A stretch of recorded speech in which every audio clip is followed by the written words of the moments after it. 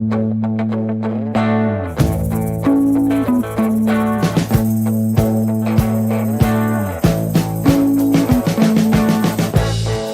been living in sin so long, all the feels are gone.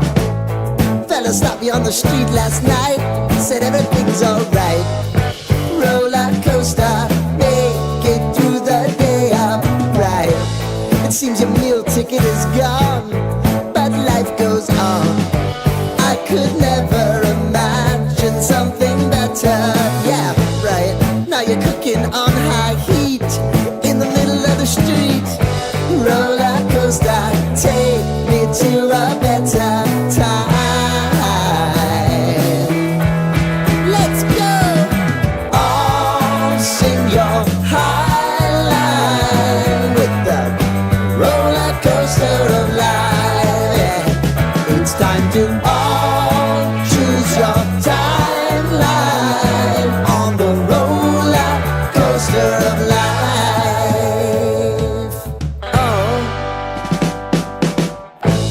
You seem to easily forget how to place your bet.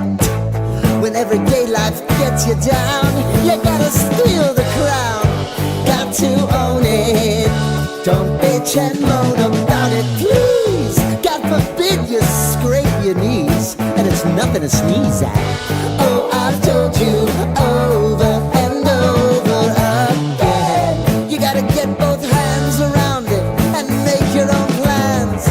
Roller coaster, it's taking over, it's about time.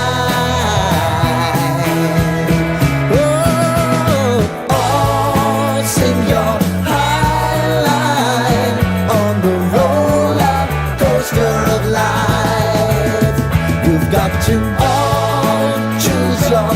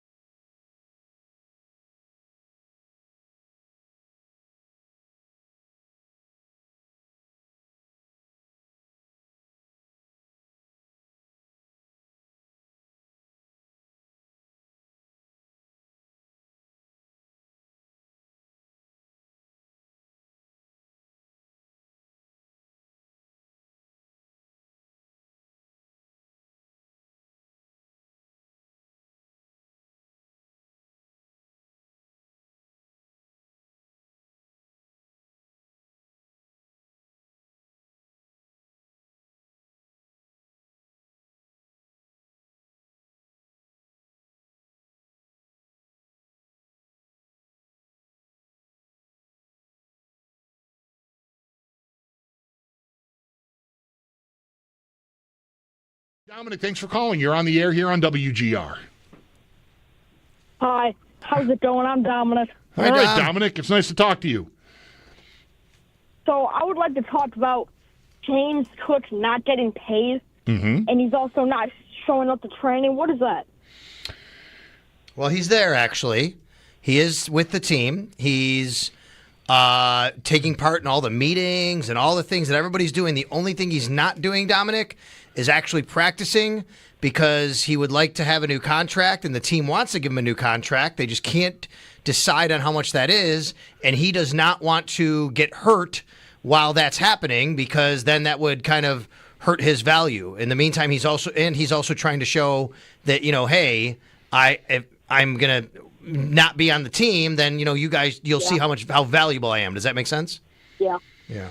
What do you think? What do you think, buddy? I personally do not think James Cook is worth $15 million.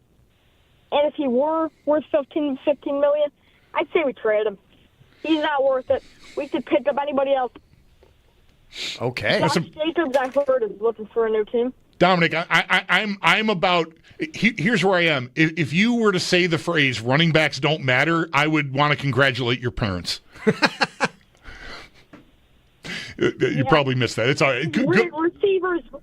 My preference is the most important position on the field is QB. Without your QB, you're nothing. You're nothing. Wow, he is fired up. Dominic is fired up. All right, good deal.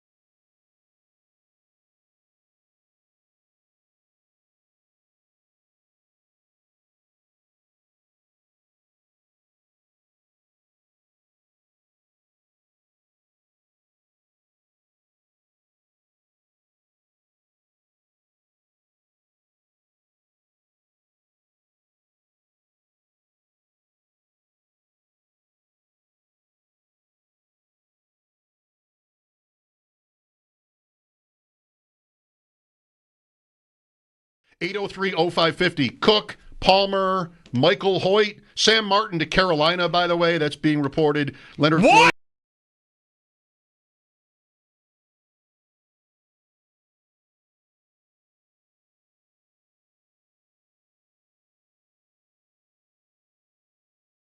The Buffalo Bills got their preseason underway over the weekend and fell to the Giants 34-25. But good news, no notable injuries coming out of this game, though we will learn more as the week progresses. Next up for the Bills, it is a road game against Chicago on Sunday. And the Bills, they're going to head out to the Windy City early, so they'll have a joint practice with the Bears later this week. And we'll get more on the Bills when Sal Capaccio joins the show later on this afternoon at 5 p.m.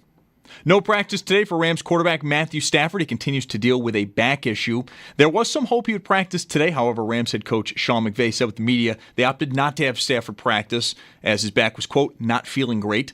Dolphins running back Alexander Mattison out for the year after having neck surgery today. And Eagles guard Landon Dickerson is getting second opinions after an MRI today revealed he suffered a meniscus injury in his right knee. In baseball, the Yankees host the Minnesota Twins just after 7 o'clock in the Yankees. They are on an awful run of form, winning 3 of their last 10 games. And then earlier today, we had the preseason AP poll in college football be unveiled. Texas comes in at number 1, and we now officially have 3 top 10 matchups for Week 1. Number 1, Texas versus number 3, Ohio State. Number 9, LSU versus number 4, Clemson. And number 6, Notre Dame versus number 10, Miami. That's your Paddock Chevrolet Sports Update. Paddock Chevrolet celebrating 90 years of being your hometown dealership. I'm Zach Jones for WGR Sports Radio 550.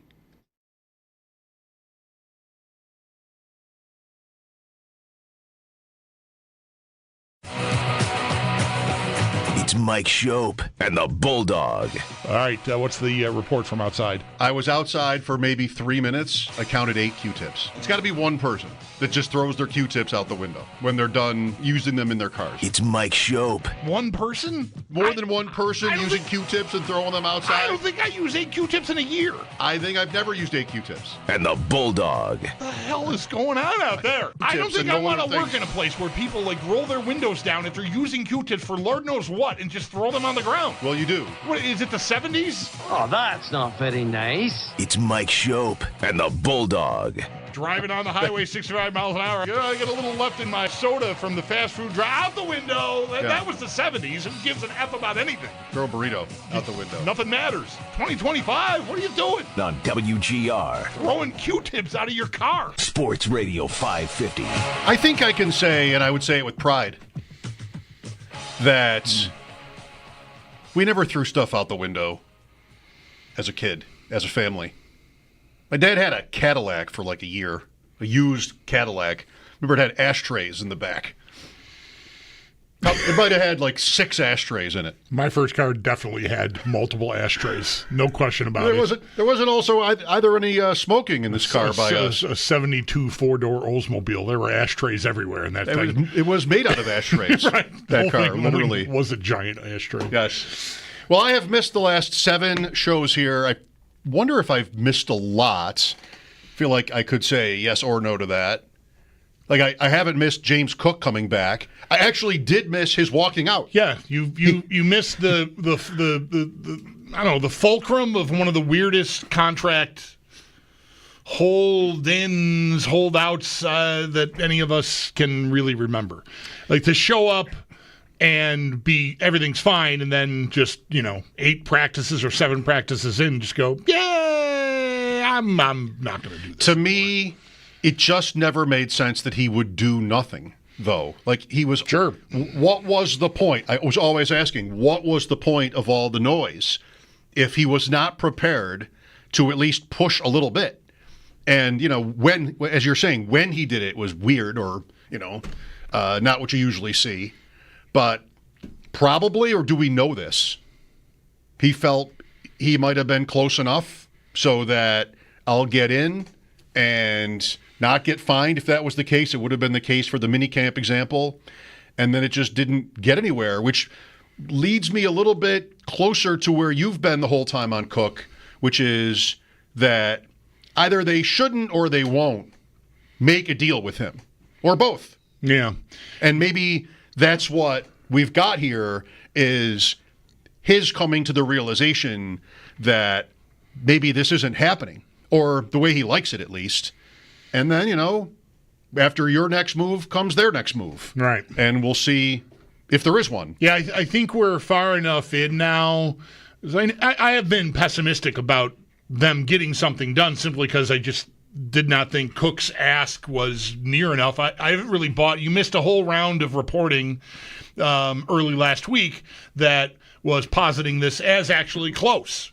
That's why maybe he's holding in now, because he doesn't want something to happen just before this thing gets pushed over the finish line. And we've all learned from you over the years, ask yourself a question here. I think you were the first one to sort of put it this way. It's not quite the opposite game that you like to play, but who would benefit from this information being out there, right? I felt like it was Pelissaro and I think Rossini, respectable NFL reporters that were describing the situation as they're not that far apart, Cook and the Bills. And I felt like that absolutely had to be from the players' side of things. Like, turn the heat up a little bit, right? If it's close, what happens with the fan base? The fan base sort of, Just pay him. Come on, Bills. What are you doing here? Like, get across the finish line. And to whatever extent that matters, probably not very much at all, if at all. But still, it's one move you've got in your holster there if you're the player. And there's not a lot that you have other than withholding services or creating the appearance that the deal is imminent or at least close enough. And that sort of might shift someone who's frustrated with the players' frustration to the team. And that could be the impetus to get something done. I don't know. I do believe, honestly, now that they are still engaged. Like, and Bean says that all the time. But constant communication. Bulldog. I know. Well, I had some fun last week. I think you might have liked this. How constant is the communication if you were totally blindsided when he started his hold-in? Like, he didn't communicate that to you? Because everyone over there said they didn't know that he was going to do that last Sunday when he did it. He just did it. Constant communication, not a term I've ever scrutinized, I think should mean at least once a day. I think it should mean, by virtue of what I just said, that you're not surprised by anything that happens within the context of this situation. But there's constant communication, and there's sort of like bad communication. Yeah. Like, constant for me would mean I don't think you need to check in with him necessarily more than once a day, right. Once an hour. I don't disagree. Is that Desmond in the hatch where you got to push? I don't think it has to be that constant to be constant. But I think once a day, that would be that's minimum. Yeah, probably I would say. But I'm sort of to an extent maybe more than ever sort of bracing for at any point during one of our shows here or some other time of the day, like that they've got it. That's an interesting word to use. That they figured it out. Bracing. Well, yeah, I mean, just because I would be wrong. I said all along, you just alluded to it. I didn't think that they would get something done. I feel like the Bills, my sense is that there is some urgency on their side. Like they would like this to be alleviated. I don't know if they're shook up about him not working currently or anything, but I think they would like just to have everything buttoned up. Because I don't know that they know exactly what he'll do next. My assumption would be that at some point he just ends this hold-in in enough time to not miss game checks and is on the field when they open the season. But I also took the time to call Mike Giannitti from Spot Track to find out if he really wanted to go all the way here. How far is that? How far can he go?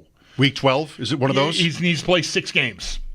So he could miss 11 games. Yeah. He's going to not get paid for any of those 11 games, but if he were to come back with 6 games left, he would get credit for the season and become a free agent.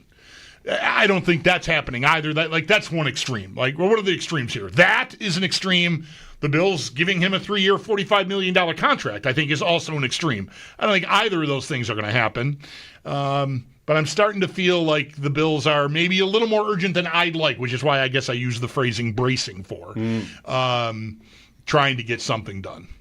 Well, you could mean it as I don't think they should make any that's kind of what I mean. Yeah, I don't love the idea. Sort of braced for the possibility that they quote overpay him. I don't know. This is another of these that we have these constantly in sports and in life, right? Like, the principle of it offends you, perhaps. I think a lot of fans would say yes to that. The principle of it, as I point out a lot, and you do too, we don't have this in our lives. You can't just not work and expect a raise. You can't just. Most of us do not have that, that luxury. So how do we react to this? Well, he does have a contract. So what are you doing? Honor it.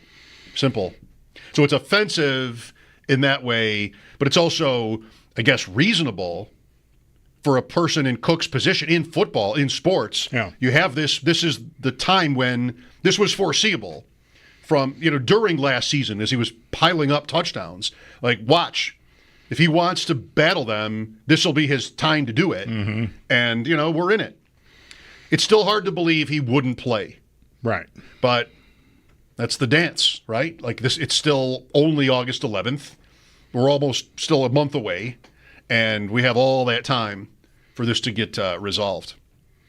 So he doesn't play on Saturday. But he did dress and He warm was up on the field. which I can divulge now. I knew that ahead of time, but I did not expect that it would result in him playing. I thought that would be really a weird look. Like he sat out a week of practice, almost a week of practice, and puts the uniform on to warm up. And the Buffalo Bills in the year 2025 are going to put that guy on the field and play a game. Like, no way is he playing. He hasn't done anything meaningful on the field in a week. So anyway, that sort of adds to the, I guess, uniqueness of the situation. But I'm also probably guilty of not following every guy's hold-in through the years here. But it doesn't seem like a normal tack to take to not practice, but then dress and warm up for the game. Doesn't it seem... I don't know. It seemed odd to me.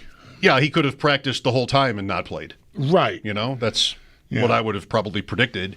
It does seem like a strange kind of loophole. I'm not even able yet to sort of say hold in without saying it slowly, because it's still a little bit of a foreign term and concept. Like, it's kind of new. It is our first one at home here since that has become in vogue in the league. We haven't had a guy do this. It seems like maybe it shouldn't be allowed.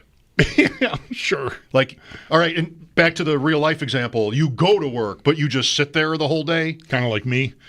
Like you on a you made a career out of it. Most days, yeah. Yeah, you go. So I'm here, but I'm not going to do anything. Like, as far as work is concerned, what's the difference? Why patronize us? I mean, he goes to meetings, I guess. There's some work being done, but he's not practicing. We did hear last week that he's been taking part in walkthroughs too. It's just he's just not in the actual practices. He'll walk, but he won't run. Yeah. He'll meet, but he won't. He'll walk through. He'll walk through at his own pace. I'm sure a very leisurely one, especially with the heat. All right, so he doesn't play. I don't know. I mean, I think the game is this too for me, at the risk of throwing cold water unnecessarily on what we're doing here, but is there anything important from Saturday? And I feel like I want to say no. Relative term, who are the last guys on the roster, the Bills will tell you, is important. In their lives, it's crucially important. But to the fate of their season, probably not. Somebody gets cut, then you have an injury. Guy comes right back anyway, if he's not signed by someone else, which would be the case, most of the time. So backups are playing. I think, we're always on wide receivers, and that's a good enough place to start with Saturday. And you have Shavers here, who made a couple of plays, one big one. You have Elijah Moore, didn't get the ball, didn't play a lot. Samuel hurt again. There are topics there, but without Allen, what am I doing with any of it? I mean, I heard a lot on the broadcast and, afterward about Shavers. Ooh. And, this is his third year here. I mean, the Bills have not thought enough of him yet on a team that we all think their receivers are kind of bad overall to bother with him, period. Like, he's never even made it to the left. One play. Yep. With Trubisky as the quarterback that day in a blowout. Against the Jets last year, right? Yeah. Like, I mean, whatever the Bills are going to say about him or what's going to happen, maybe things are different. But we've kind of hated their receiver room. And here's a guy that's all that now, but has never meant enough to them to elevate him and to make him useful. So is that different? I guess I would predict no. Are their receivers worse than last year? Is it meaningfully different? Mac Hollins is gone. They didn't have Cooper in camp anyway, but you have Moore now and you have Palmer, right? Of course. I don't know if that's going to mean anything when it comes to Shavers. I think the spot to look, you've mentioned, I think the three players that I think are maybe battling for two spots, even though they're not all in the same position necessarily, like as far as the depth chart goes. I think Shavers, Samuel, and Moore, there's no way to me all three of those people are on the team. And The Samuel trick is that it looked good last year when he was finally healthy, but you had to wait for him to finally be healthy. And this year has started with that being the case again. He also dressed and did warm-up stuff on Saturday, but did not play. Again, that would have been weird after missing the amount of practice he's missed and then suddenly be in a game. But it is a sign that maybe he's closer, and when they get back on the field here this week in advance of going to Chicago at the end of the week, maybe he's participating. But either way, I wonder how much they can count on him and how much they're willing to count on him. Cutting him is not ideal. If you can find someone to take that contract off your hands, which would be really hard, you could trade him for like almost nothing in return. And that alleviates, like, that's a different equation than the cut. Like, there's significant savings if you can find a trade partner, but the trick is finding a trade partner for someone who's been injured, for as much as he has been, not just even here, really throughout his career. But right now, I'm sort of rooting for them to find their way to that. I don't know that they will, but I think more gives you enough insurance from a veteran and even from a skill set standpoint that Samuel taking up a spot and it's some injury after another, I think that would clear the way for Shavers. And maybe someone else. I don't know how, they're going to keep 6, I'm assuming. Last year they only did keep 5, but I feel like 6 is more the number. Like last year, I think was a change in that. I think they had 6 all the way through. Some years 7, but usually a guy goes on IR right away. So I think count. I think this player, at best, is inactive on Sundays all year. Like, at best, he makes the roster, but who does he play over? The tough thing, we talk about running backs like this a lot, just like what their value really is and how replaceable they might be. This is a big guy. This is maybe an X receiver, contested catches, talented, but he's not playing over Coleman. No, he's maybe Coleman's primary backup. He would be his backup. Makes the roster, and right. That's different than Samuel. That's a point. Right. That's a point I've been making to Sal about Moore and Samuel and Shavers in that body type style of player, what you're looking for. Maybe there's even special team gunner opportunities there. Samuel's not giving you that. Elijah Moore's not giving you that. If you believe Moore can, with better health, sort of replace Samuel, then I think you should try to find your way to divesting yourself of Curtis Samuel if you can and keep Shavers over him. And that might even result in him getting a uniform on game day. But like you said, what are the odds they'll be successful? Yeah, I don't think they're good at all. And the flat out cut costs you $7 million in dead money, and I just don't. There's no savings from what his cap hit is if he's here on the team or if he's dead money. It's around the same money. I think they'd still do it. Well, maybe that's the defense for that. I think they would still do it. Right. They can't. They haven't been able to trust him. Right. Maybe that changes in time for him, and I don't think he's tradable. I think every team has a younger version of him. Maybe that sells him a little bit short. I mean, he's a great athlete. He's been, an interesting, versatile kind of player, but not so much here. And I think every team's got a guy like that usually would not be certainly a day 1 pick, if even a day 2 pick. And there's a little bit gadgety, You don't need to pay this money for that. Plus, you get the youth. And I think every team has a Shavers too. Big undrafted. Flashes, like you said. Yeah. Oh, wow. Yeah. But what do you do with him? Another guy that maybe, I don't think we've spent 5 minutes in this room talking about the player I'm about to mention, but the Bills had him do something that he has never done in his collegiate or NFL career on Saturday, and that was return a punt. With the kick return stuff that's happening, you're expecting a lot more kicks to be returned because of the new rules. Touchbacks go to the 35 now, so kicking teams are going to want to put the ball in play. It would make sense to prioritize having more than one guy back there that you can trust. And so Chenault getting punt return time, I've made the point all along that they signed him like, oh, great, maybe he replaces Codrington as their return guy. Well, not so fast. He's never he's never returned a punt, even in college. He has one touchdown on a punt return where he recovered a fumble and ran it back. Stats are for losers. He's never had that job. So, but he had one punt return on Saturday. caught a 2-point conversion. Like, he's another guy, body type wise. He is, I mean, he's a big dude. Like, he's 6'1", 6'2", 220. So he to me is someone maybe to keep an eye on as we move through these next 2 games. Because he's not, I thought he had a real hard time making this team, but I still think so. The return stuff, if he can return punts, then maybe there's a battle. You keep an extra receiver because you're not keeping Codrington, who's never going to play defense for you, unless the game doesn't matter, probably, is the case. I mean, he could get in a game, but it's not your plan. Like, he's not like, oh, good, let's get him on the field. So he's not giving you anything really other than returns. And if Chenault proves he can do that, then maybe that's a way you can keep an extra receiver and have him be your return guy. Also, though, as far as the offense goes, I mean, how would he be on the field unless somebody gets hurt, right? I mean, these are all backups. Chenault at least has draft capital, but it's 5 teams ago. He's been on this is his 5th team at least. Maybe he's been at another camp or 2 along the way as well, but. Jacksonville, Carolina, Seattle, and the Chargers now here. The kickoffs, I think that's a really interesting topic. The effect. We didn't spend much time analyzing. It's a pretty deep dive to do it intelligently. Like the effect of the kickoff rule change last year, the 30 as opposed to 25.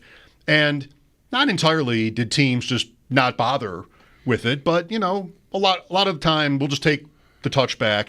And I'm getting the sense so far this year that teams are moving off of that. This is enough to get them to want to land the ball inside the 20 but beyond the goal line. I mean, I watched or listened to 5 or 6 games over the weekend in my car a lot. Almost the entire Bills game I was in my car for. And we're trying to see what teams want to do, and it's the preseason anyway, so you're willing to do things you might not think are optimal. Just test. You're trying to test where you want to be here. But I don't know about Sean McDermott necessarily, but I think largely coaches will see the touchback as bad. We'll take our chances. Yeah. Which, I mean, you want to come up with something there. When I am listening to a game and the kicker puts it in the landing zone and the guy brings it out to the 28, like, okay, well, why am I spending my life worrying about analyzing this? Right. Yeah. But I think teams will want that. And I wonder if there's just maybe waiting out there a new approach. Who was the kicker? I think it was Houston's guy, Fairbairn, who drilled one trying to hit a line drive to skip in front of the returner, like make it tough to field the ball. And as long as it lands in that area, then there's no 35-yard line on a touchback. It would be the 20. If that goes through the end zone, I think, would it be the 20 or 25? If it lands in outside of the end zone between the 20 and the goal line and then goes into the end zone and is downed or goes through the end zone, then that's the 20. That's a big difference. That's a big swing. Yeah. Every time we've talked about this, I've said special teams coaches should be and kickers should be practicing those kinds of kicks like you're indicating Fairbairn might have tried. He tried it and he missed it. And it might have gone out of bounds. So that's the 40. That's the 40. Right. But that's only 5 yards. Right. So you might as well, I think maybe you just want to try that. You're probably going to want to try to cover kicks to start with. And if you find that you're having a hard time doing that, you don't like the average drive start, you're giving up big plays, whatever it is, then I think you pivot to this, which is ideally try to optimize. I'm going to try to land it and get it through the end zone or at least into the end zone, and then I have a look at you starting at your 20. And what's the downside there? Well, I give up 5 more yards than I would if I just kicked a touchback. Maybe that's motivation to try it because the payoff, that's 20 yards. Or 15 yards if you get it right, depending on which, the penalty for out of bounds or in the end zone. And in the old days where you want a high kickoff, ideally, so you give your coverage team a chance to get down the field, now we don't care. Right, because you can't start running down there till the guy touches the ball. Or the ball, either that or the ball lands. Right. So really that's not different. It doesn't matter how much time it takes to travel that distance. Right. So you want to maybe kick it as hard as you can and have it skip into the returner, get a bounce. Right. get something stupid to happen Sort there. of like dodgeball. Just boot it at somebody and hope you can recover it. Yeah. But think about how good a throw that is in dodgeball. Right. You really have to fire it. Right. And maybe that's the same kind of here with the kickers. Like maybe we're asking a little bit more than they're capable of to do that. But I think that would be what you'd want if you could do it. 803-0550 is our number if you want to talk about Saturday. Anything important for you happen on Saturday. I bet a lot of people went to that game and spent a lot of it looking at the new stadium, like just sort of pondering it. It's the preseason, right? So you can let your mind drift a little bit. But I was out there at the fair yesterday, and up at Chestnut Ridge, you can see that view, and like it looks pretty ready. Mike Schopp and the Bulldog here today. Sal will join us at 5. Before that, Pat Corain. There, Bulldog, you should know if you want it. Big Visca guy. Oh, okay. Pat, I think, is previously anyway. It's kind of interesting to me that the Bills guy. have got two guys, not that Elijah Moore and Laviska Shenault are like the only guys that sort of fit this profile, but I feel like they are guys that have gotten more conversation and attention than their careers warrant. Oh. They're like darlings of like, oh, that guy. We've got two of those guys on the Bills right now trying to make the team. Shenault and who? Elijah Moore. Oh, yeah, sure. And Hamler and a few others. I don't know how much attention he gets, but yeah, they have, what did Ian Hartitz call it? A 2021 fever dream or something. Their wide receivers. Right. Pretty good. All right, we'll be right back. Lines are open for your calls. This is WGR. Just go to this won't be hard. Just search it. Just like, hello, phone, where is Mighty Ducks Game Changers? Like Disney Plus. Great. Look how easy that was. Go to Disney Plus, not there. Only the trailer. Oh, boy. I don't know. Yeah. All the other Mighty Ducks things are there. The one show thing has she never wants- sounded older. The Yeah, show has I know. The Right. best. Now I'm going to get defensive. Just point out that my daughter is 13. All right. I mean, I can't be that old if I'm not Larry King. Now the show really sounds old. Who's that? Seattle. Has the show ever sounded older? Seattle in the NBA Finals. Minus. I like this point. F- to me seems like just like a cartoon. Right. Not a real. F is the lowest. Yeah, it was like Bugs Bunny, the teacher. Like, what are we doing here? F-. The show ever sounded older. The Bengals food. See, kids, Bugs Bunny was a cartoon character. What about- I did see the Scouts play in Buffalo. Yeah, I saw a Kansas City Scouts game. As the show ever sounded older. Well, I'm going to be mad about this, but I'm not going to sacrifice my jersey number for it. Matthew Golden, that's taking it pretty seriously. So I went through thinking about numbers. I think I like 22 on a wide receiver. Bob Hayes. Yeah, works. Hey, can you think of another one? No. That's why I like it. Has the show ever sounded older? To me, 22 doesn't strike me. Well, I mean, certainly Bob Hayes. It does not strike me as a slow number. It's one of the. He was like an Olympic 100-yard dash champion. That right? was his brand. Has the show ever sounded older? Contest time. Be caller 5 at 716-221-4WGR. That's 4947. To win yourself a pair are on sale now at livenation.com. Good luck. All right, what's the side? I was outside for maybe 3 minutes. I counted 8 Q-tips on the parking lot. Do we know if those are newly littered Q-tips? Or No, were they, I don't know anything about their history. You don't know, there's no date, there's no timeline on these Q-tips? I didn't get right up close to the ground and take it. Yeah. I just know there are 8 Q-tips on the ground between our cars. 8. It was super windy yesterday, too, by the way. Like, these things would blow around. Yet, there are 8 right there. How long has this Q-tip scam been going on for? Like, it's got to be one person, right? Those things get wet, though. They'll just seal to the ground. Okay. They're probably not blowing around. I'm not saying they have to blow around, but it has been windy, yes. I mean, yesterday especially, holy cow, when we got out of here, it was fierce. The poor awnings on my porch are taking a beating. I hung them up too early. 8. 8 Q-tips on the ground. On the ground between our cars. Yeah, it's got to be one person that just throws their Q-tips out the window when they're done working on using them in their cars. But 8? 8. One person? What? There's more than one person using Q-tips and throwing them outside? I don't think I use 8 Q-tips in a year. I think I've never used 8 Q-tips. I don't know. Maybe. the hell is going on out there? It's got to be one person, doesn't it? That would be my best guess, but And they have can't, to. and they can't just keep them in their car to throw out another way. They just throw them out. Yeah, that's what's happened. That's it. What else is the garbage? And so, I don't know. I've got the garbage. No way. I don't. There's no way Q-tips. I don't think and I no want to other work in a place where people like roll their windows down if they're using Q-tips for Lord knows what and just throw them on the ground. Well, you do. What is it? The 70s? You do. What the hell's going on? Bad news. You do work at such a place. It's driving on the highway 65 miles an hour. I got a little left in my soda from the fast food drive out the window. That was the 70s. Who gives an F about anything? Throw a burrito. It's out the window. Nothing matters. 2025. What are you doing? Throwing Q-tips out of your car. Probably very surreptitiously. This is know that people who saw you do that would be like, well. Yeah, absolutely. So you're doing it. That's you call someone. What are you doing? You're doing it surreptitiously. You're just like sort of slipped out of my hand as I'm walking and no one's around. So Q-tips. 8 of them between my car and yours right now. Why is someone driving around with Q-tips? It just does not. That's not the weirdest part. The weirdest part is not that you would want to use a Q-tip in your car. It's that you would dispose of it. We disagree. Way. I think littering is way more commonplace than driving around with Q-tips in your car. Okay.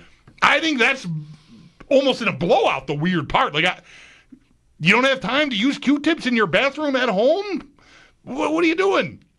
They're in the compartment of the console of your car. Oh, I need a Q-tip. What? I've never needed a Q-tip so badly that I would need to have them in my car. What are things you have in your car? Well, the spare change, the AAA card, tools to change a tire. What? Q-tips? I don't get it. And maybe, like yourself, I have never thrown anything out the window of my car that would belong in a garbage can. So still, you make a case to me, the fact that someone is just disposing them.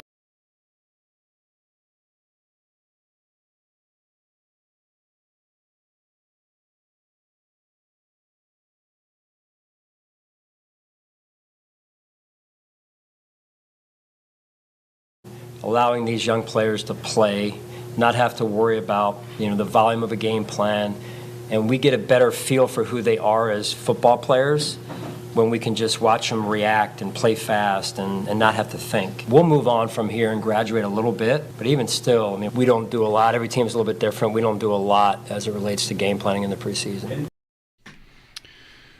Makes sense. Sean McDermott and the Bills. Next up, the Bears Sunday night in Chicago. Mike Schopp and the Bulldog here. Did you go out there Saturday or just watch or listen to the game? What is something about it that was interesting to you? 803-0550 is the number. The morning show and their preseason pledge was listening today. They put themselves to the test. They went around the league. Jeremy asked Joe for a few players that were maybe standouts. Joe rattled off some names. Some of these players are fantasy relevant or might be. Mm-hmm. And so I immediately pulled over and started hastily making notes on the back page of my notebook. No, but did Shadur Sanders' name come up during this segment? Good, it should have. That's one that I would have mentioned. I watched a good bit of that. That was Friday night, right? You know what I thought? I thought he was fine. Right? Sure. I don't know. Didn't play himself out of the league. No, if anything, he played himself up their depth chart, I think. Maybe. He made some really nice throws. Mm-hmm. So, I didn't I wouldn't want to overreact to it, but it's so funny. Like, I'm sort of rooting for him now because I felt like the league just overreacted to, and like for whatever reason, I don't know if they're trying to make a point about, him and his dad and the money in college and whatever it is. I never thought he was a very good idea of a first-round pick, but to have him last until he did on Saturday seemed also out of line. Like somewhere on Friday probably would have made sense, at least in my view. Everything, and I feel like a lot of people that evaluated him kind of felt similarly. Like there's some good traits and some good things there. Anyway, I'm pulling for him to do well now. Sure. So I liked how he played. We don't need to get into a whole big conversation about it, but I just want to say, like, fundamentally, day 2 versus day 3 for a quarterback might not be that different. You know, like a guy gets picked in the 3rd round, depending on the depth chart, maybe there's an opportunity for him to compete, say, as a rookie. But it's not a big investment, and so maybe it's more often teams that have a quarterback that do, like the Patriots used to do, where they would draft backup quarterbacks in like the mid rounds. And the Browns themselves picked a quarterback in the 3rd round who may not have better odds to start anyway. So whatever it is, I mean, combination of what you think the player's chances are of lasting in the draft versus everything else, including everything else. So, yeah, I think it's mostly the same. 2nd round is probably different than 3rd. Early 2nd is different than late 2nd. Early 2nd is... So you're saying is the earlier the better? I think mostly the earlier you're drafted, the better your odds of starting in the league. But yes, Sanders was mentioned and a few other guys. They mentioned Torrey Horton in Seattle. I watched a lot of that game. I watched all of that game Thursday night. Raiders, Seahawks, all of it. Wow, look at you. Thursday night, I learned that there are ties in the preseason, or there is no overtime in the preseason. Right. There would have been ties with overtime, but there's no overtime anymore, which I didn't know because I thought that game was headed that way. Yes, at the point where you don't want to play overtime in the preseason, right? Which is why they don't have it. Right. So you might go for 2 on that last score, like the Bills kind of did. It was earlier in the game, but anyway, you might do things you would not do in the regular season because you just don't want to play a 5th quarter. And here are the Raiders kicking a field goal for the tie, and that was the end of the game. You weren't up. It was like 1:15. No, I saw the start of that game. I was out Thursday night, and so I got home and I watched whatever game was preceding it. There was a game before it.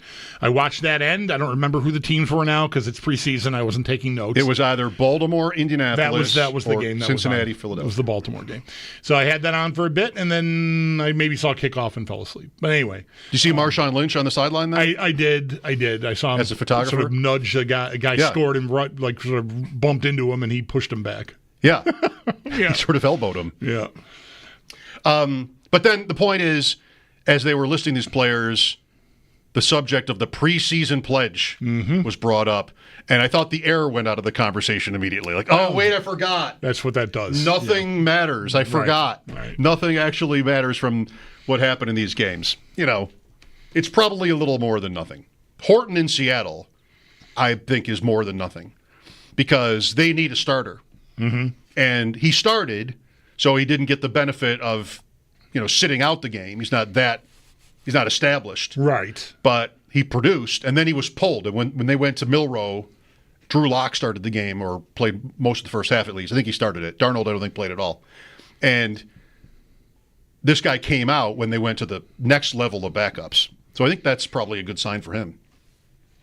They got to change. Shooting up my board. I'm going to have to adjust that depth chart and get Milroe with some second-team snaps there because that's my dude there. Did you watch any of his stuff? I didn't. I looked at the box score. I saw I read the running was really good. What did the box score say? Like nothing, right? Maybe some passing. Just modest, but he ran 3 for 38 yards or something, I think I saw. He had two great runs called back. He looked so fast. Yeah. I don't need to see him throw it. Just go, buddy. Yeah. Milroe. So he was exciting. Yeah. We did have a 70-yard field goal, too. We had a 70-yard field goal. That happened. Cam Little. Yeah. I think is the name. Jacksonville. Yep. Doesn't count for the record books because it's preseason, but still. Should it? No. We had a 70-yard field goal made. So it's the same as kicking one in practice, then. Pretty much, yeah. If there's a rush. Right. But if there's a rush, they probably are not. They're told not to touch you, not to bother you. Right. But somewhere, I'm going to guess everywhere, special teams coordinators talking about their plans like we just talked about in the first segment, right? What's optimal? Right? I don't want you starting at the 35-yard line. this team's kicking field goals from their own 40. Like, that's, now it's got to be end of half, end of game. Like, you're not going to do that, I think, in the middle of a quarter and risk giving the other team the ball at your 40-yard line. I doubt you'll see that, but still, it's all the more. Where is that line? I mean, not the 40, right? I don't know. The 50. Yeah, I don't know. That would be so. If I'm kicking from the 50, I'm at your 43. Right. So that's a 60-yard field goal attempt, which from the touchback spot is 22 yards. So I think you've got to be at the 40. Your own 47 is the line of scrimmage to try a 70-yard field goal. Right. Which we're saying, I agree. Like, we're not going to do that. Not in the middle of a game, no. But our guys, here's a guy that, we didn't know a lot about. Little. Mm-hmm. We knew little about Little. He less than little can make a 70-yard field goal. Maybe he does it all the time. And so we don't want this, I think. Are we closing in on seeing teams? We're moving up the touchback spot. We're moving back the green line, the red line, or whatever it's going to be on the screen where you can make a field goal from. Mm-hmm. They're almost overlapping now. Right. You could almost just take the touchback and just kick it. Right. 3 Justin Fields runs and a field goal attempt. Right. That's it. I'm not going to throw the ball once in this game. I'm just going to try for field goals, from the touchback spot. I think we want to not end up there. We definitely don't want to be there. No.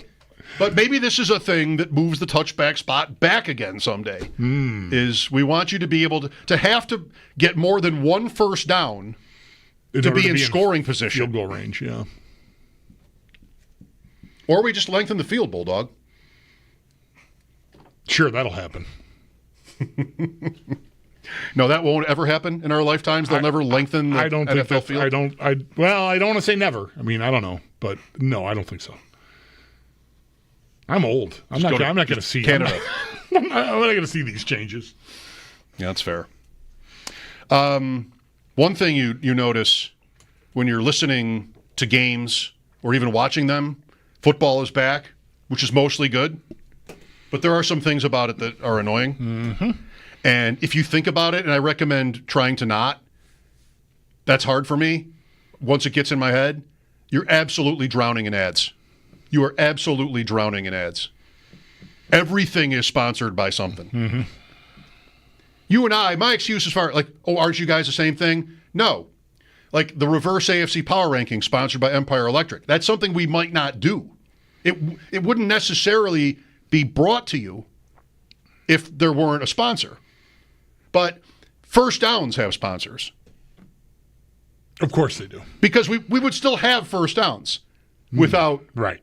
The Ravens' first quarter was brought to you by the Maryland Problem Gambling Helpline. The phone number sponsored the first quarter of the Ravens broadcast. Mm-hmm. Which, by the way, the irony is impossible to miss. It's tasty, yes. The first quarter of the Ravens game was brought to you by the Maryland Problem Gambling Helpline.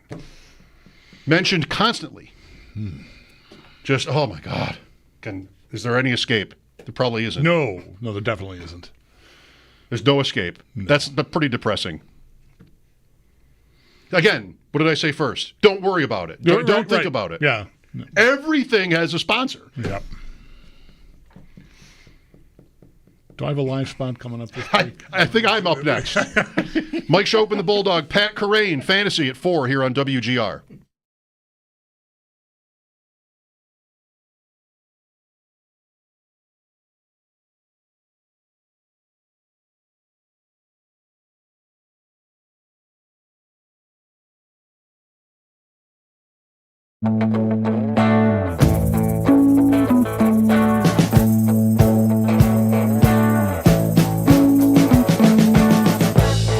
We've been living in sin so long, all the feels are gone. Fella stopped me on the street last night, said everything's alright. Roller coaster, make it through the day, alright. It seems your meal ticket is gone, but life goes on. I could never imagine something better. Yeah, right. Now you're cooking on high heat in the middle coaster, take me to a better time. Let's go! All sing your high line with the roller coaster of life. Yeah. It's time to all choose your timeline on the roller coaster of life. Oh, you seem to easily forget how to place your bet. When everyday life gets you down, you gotta steal the crown. Got to own it.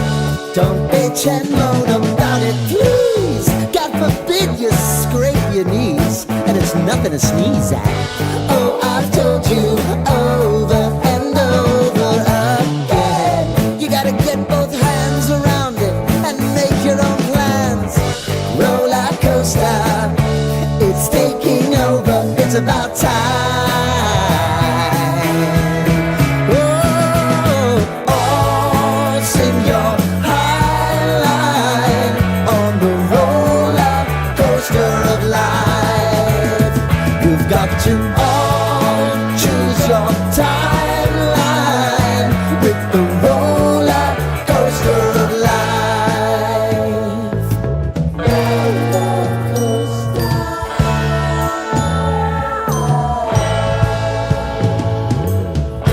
I want to go down the rabbit hole, down the rabbit hole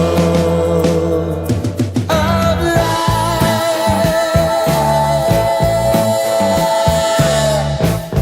And now it's about to leave.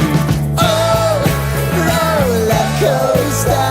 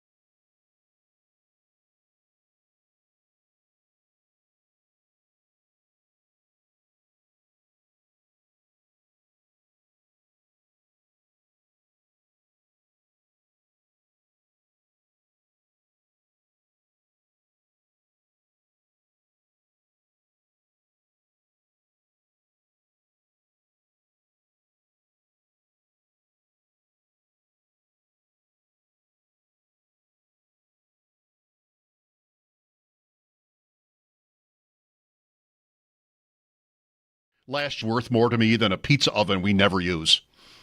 Maybe almost literally anything in the store is worth more to me than the pizza oven, more than Knox, and I can't have that.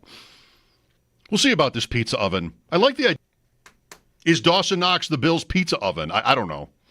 You could search the pizza oven. Enjoy these.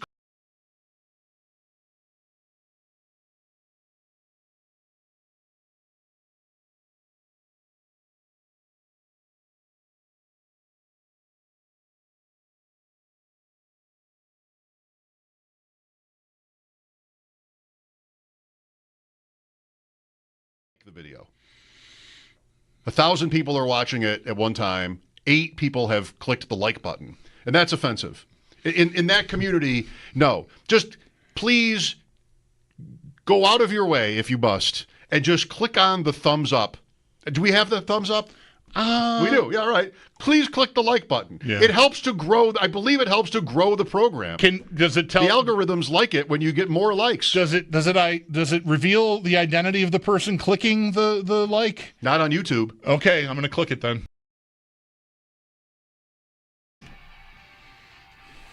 Welcome back. One preseason game down, 2 to go. Bills and Bears Sunday night. Joint practices. I think I heard Sal say the Bills will fly on Thursday. Practice Friday and then maybe have Saturday off. I'm not sure, but at least one day of it in Chicago. The game is Sunday night. This is another one where I feel like every bit of the analysis is results-based. The joint practice Yes. idea, you mean? Somebody gets hurt, Did we need to do it? Oh. Somebody doesn't. Sure. This was good. Just like, I mean, a lot of things are like this, but, you could think of 5 things to say about why it's good for your team. New jerseys to hit. New schemes. Higher level of intensity, maybe. More of a competitive atmosphere. These kinds of things. Mm-hmm. They're obvious. Mm-hmm. And they all make sense. They all have merit. Then you can also think of reasons why, you wouldn't do it. Because it's probably going to be more competitive than your normal practice. Than you maybe want. Yeah. Yes. I think the sweet spot in there is for guys who you might be reluctant. Josh Allen, to me, would qualify. We'll see what they do with him, whether he plays in this game at Chicago Sunday night or not. But I feel like the joint practice is more competitive than your regular practice. But it's not, you're still not hitting quarterbacks. You're still, of course, anything can happen on the field at any time, whether you're playing with the Bears or just amongst yourselves. But it's not as risky as a game. But I think it's livelier and more competitive than your regular practice. And that might be exactly where I want to be with guys like Josh Allen. I would even say, Sal and I were together on Friday for the show, and Milano and Tre'Davious White, to me, would exist on the tier within this team that Josh Allen exists on. Like, what am I doing? I know who maybe White's a little different because he's reacclimating here and needs to maybe show that, he can still do what he used to do. But even with that said, the guy he was competing against is missing certainly most of camp, if not all of it. So I sort of want to protect him, and Matt Milano looks great all camp. What do I need to see him flying around on Saturday for? Like, I don't need that. These joint practices sort of should fill the bill. Like, if you need a guy like that wants to get the juices flowing, hit a guy in another colored jersey like you just said, here you go. Here's this joint practice. It's more controlled than the game would be, and that's maybe the sweet spot. For me anyway. The Bills aren't doing it that way, at least. I don't know what they'll do with Allen again moving forward, but White and Milano both played on Saturday. Yep. Bears and Dolphins yesterday. Another tie, by the way. Tough one. Tough one. The Bills were favored on Saturday. I saw 2.5. I missed picks. Did you do it? I didn't. Did you pick the game? There were no picks. No. Wouldn't you have to have taken the points there? I know they did lose. Yeah, but I don't know. I didn't. I don't. The only time I know what the point spreads are in these games, and I don't say this judging you at all, is because you tell me. Yeah. I never look. I don't think I've ever put a preseason wager of any kind, a parlay. I just don't bother with it. Look at you. Plenty of other things to lose money on right now. I don't need I don't need NFL preseason games. I kind of want to take the points in every preseason game. If I were to ever bet. The Giants are starting their quarterback. The Bills are not starting theirs. Okay. I think I'm done. That's not how the game was decided. Really, the Bills could just never stop them, is what happened in that game. Screen passes, over 300 passing yards. I didn't even know a preseason game was possible to have so many, even the Bills made their own share of big passing plays in the game. Just did not. The stereotype is low scoring and punts. There were plenty of punts, too. Bills might have had 5 punts. Didn't keep track. No. I could look at the box. There's no way to find out? You really need to know. No, I don't really need to know. No, I didn't think you did. But they couldn't really stop. Yeah. And the Giants have this, they've got they've got a Super Bowl winner to start. Listen to me slant this argument. They've got a former Super Bowl winning quarterback to start the game. They've got a number 1 pick coming in second. Then they've got a former 101 pick coming in third. And then they've got DeVito. I mean, how are you supposed to handle all that? It's a lot to prepare for. Teams bringing in pitchers, lefty, righty, junk baller, flamethrower, just keeping you off balance. Maybe there's something to be said for using 4 quarterbacks in games just to do it, just to mess with you. No, I don't really mean that. But the Giants do have guys who are a lot in different skill sets. Who are not Mike White, no offense. They have guys that maybe DeVito is closest there. And he was all right. Mike White, he was all right. Sure, yeah. I mean, really nice play on the long touchdown to Hamler. That was a good job by him. Pat Kerrane coming up next, legendaryupside.com. Doubtful we'll get into backup quarterbacks. You really don't need, for fantasy purposes, you really don't need to know those names. But we will talk about James Cook and other relevant topics. Sal Capaccio to join us at 5 today. Mike Schopp and the Bulldog here, WGR.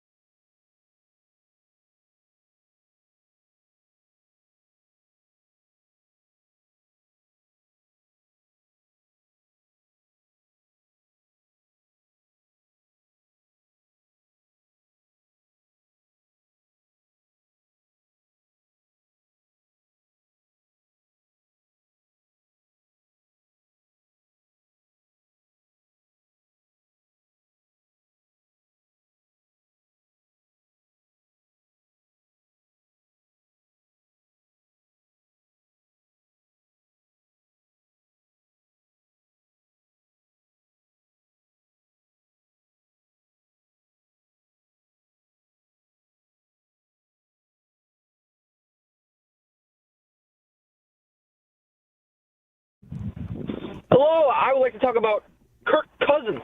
I don't know why he's the backup for the Atlanta Falcons. It's the stupidest thing since the World War.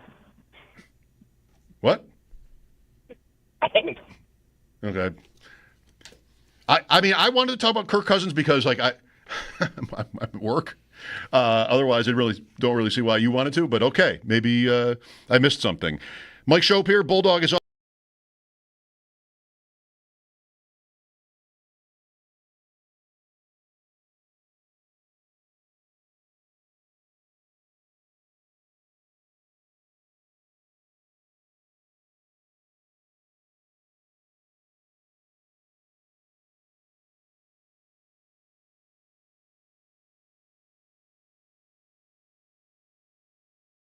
Uh, 803-0550 is the number. Let's squeeze Luke in here in this first segment. Hi, Luke. Thanks for calling. You're on WGR. Hey, thanks for taking my call. Just wanted to kind of get your opinion on Ryan Reeves. He's on waivers. Maybe we bring him in. He's 2 hours away. Sell some tickets. Elevate the team a little bit. What do you think? I think that's one of the worst ideas I've ever heard. Thank you for calling.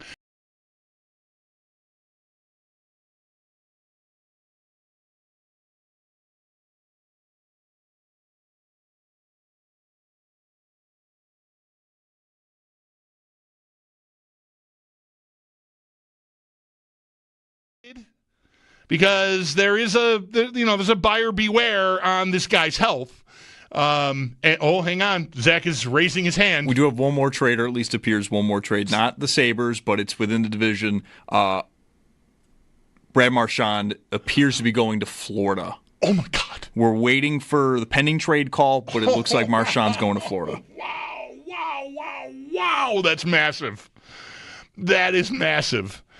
Man, if that comes through, that goes right up to the top of the list with the Rantanen trade from Carolina to Dallas and the big extension that he signed. Okay, so we'll keep our eyeballs on that.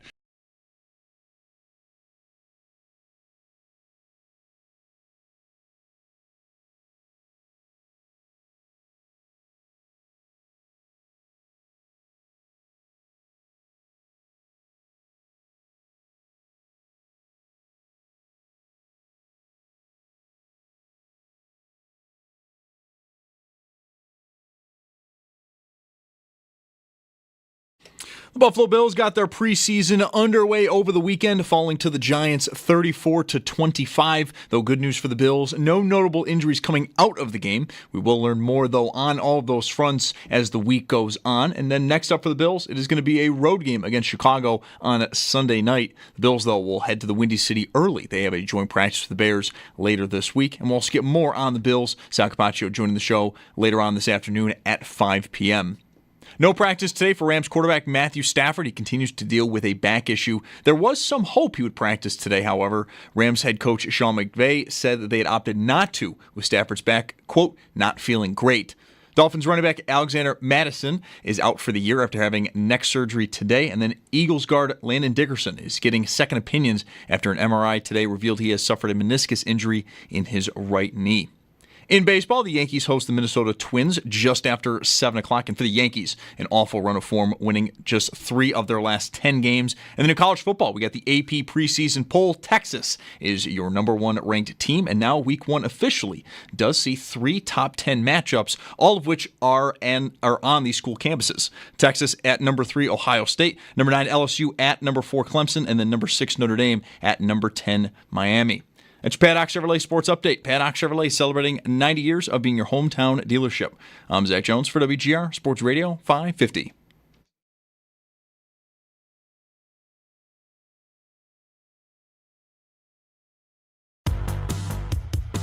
It's Mike Schopp and the Bulldog. I don't love Junior Mints. I just don't hate them.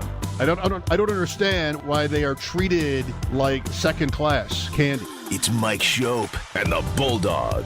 Oh, there's a you don't fantasy understand why a name. candy that is basically toothpaste wrapped up in stale chocolate is treated like a second-class candy. All right, I get it. It's a good, valid question. It's Mike Schopp and the Bulldog.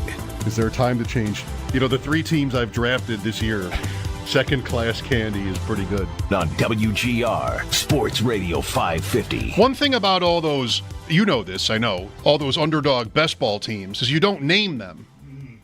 You really miss out there on that part of the experience. The guys, I wonder what Pat does. The guys who sometimes, some of these guys who play, like maxing out entries, like I'll see Pete Overzet after each one of his drafts go in, and you got like 30 characters. You could name them. You could name them second-class candy, but what is that going to tell you when you're looking up, your results? He numbers it, and then I do a little bit of this, like which teams did you load up on, stack, to use one of your terms. Sure. But you don't spend a lot of time on team names. There are too many anyway, I think, for some of us.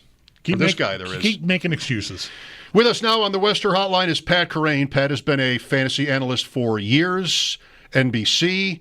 Then after winning Best Ball Mania 3, went and created his own site, legendaryupside.com, some of the best and most thorough analysis in the industry. You can also catch Pat on the Ship Chasing Network on YouTube, which on Tuesdays, ADP Chasing also features me.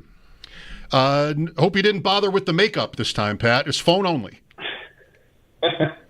Yeah, this is nice. Nice change of pace from ADP Chasing. You don't need to apply any makeup. We are on the West Coast. That'd be 7 a.m., all that time in makeup. We could have sent him a link. I mean, we are streaming. The people on the Twitch might want to see Pat. That's true. Well, it's not hard to find him. So thank you for taking time out for this, Pat. How was your weekend?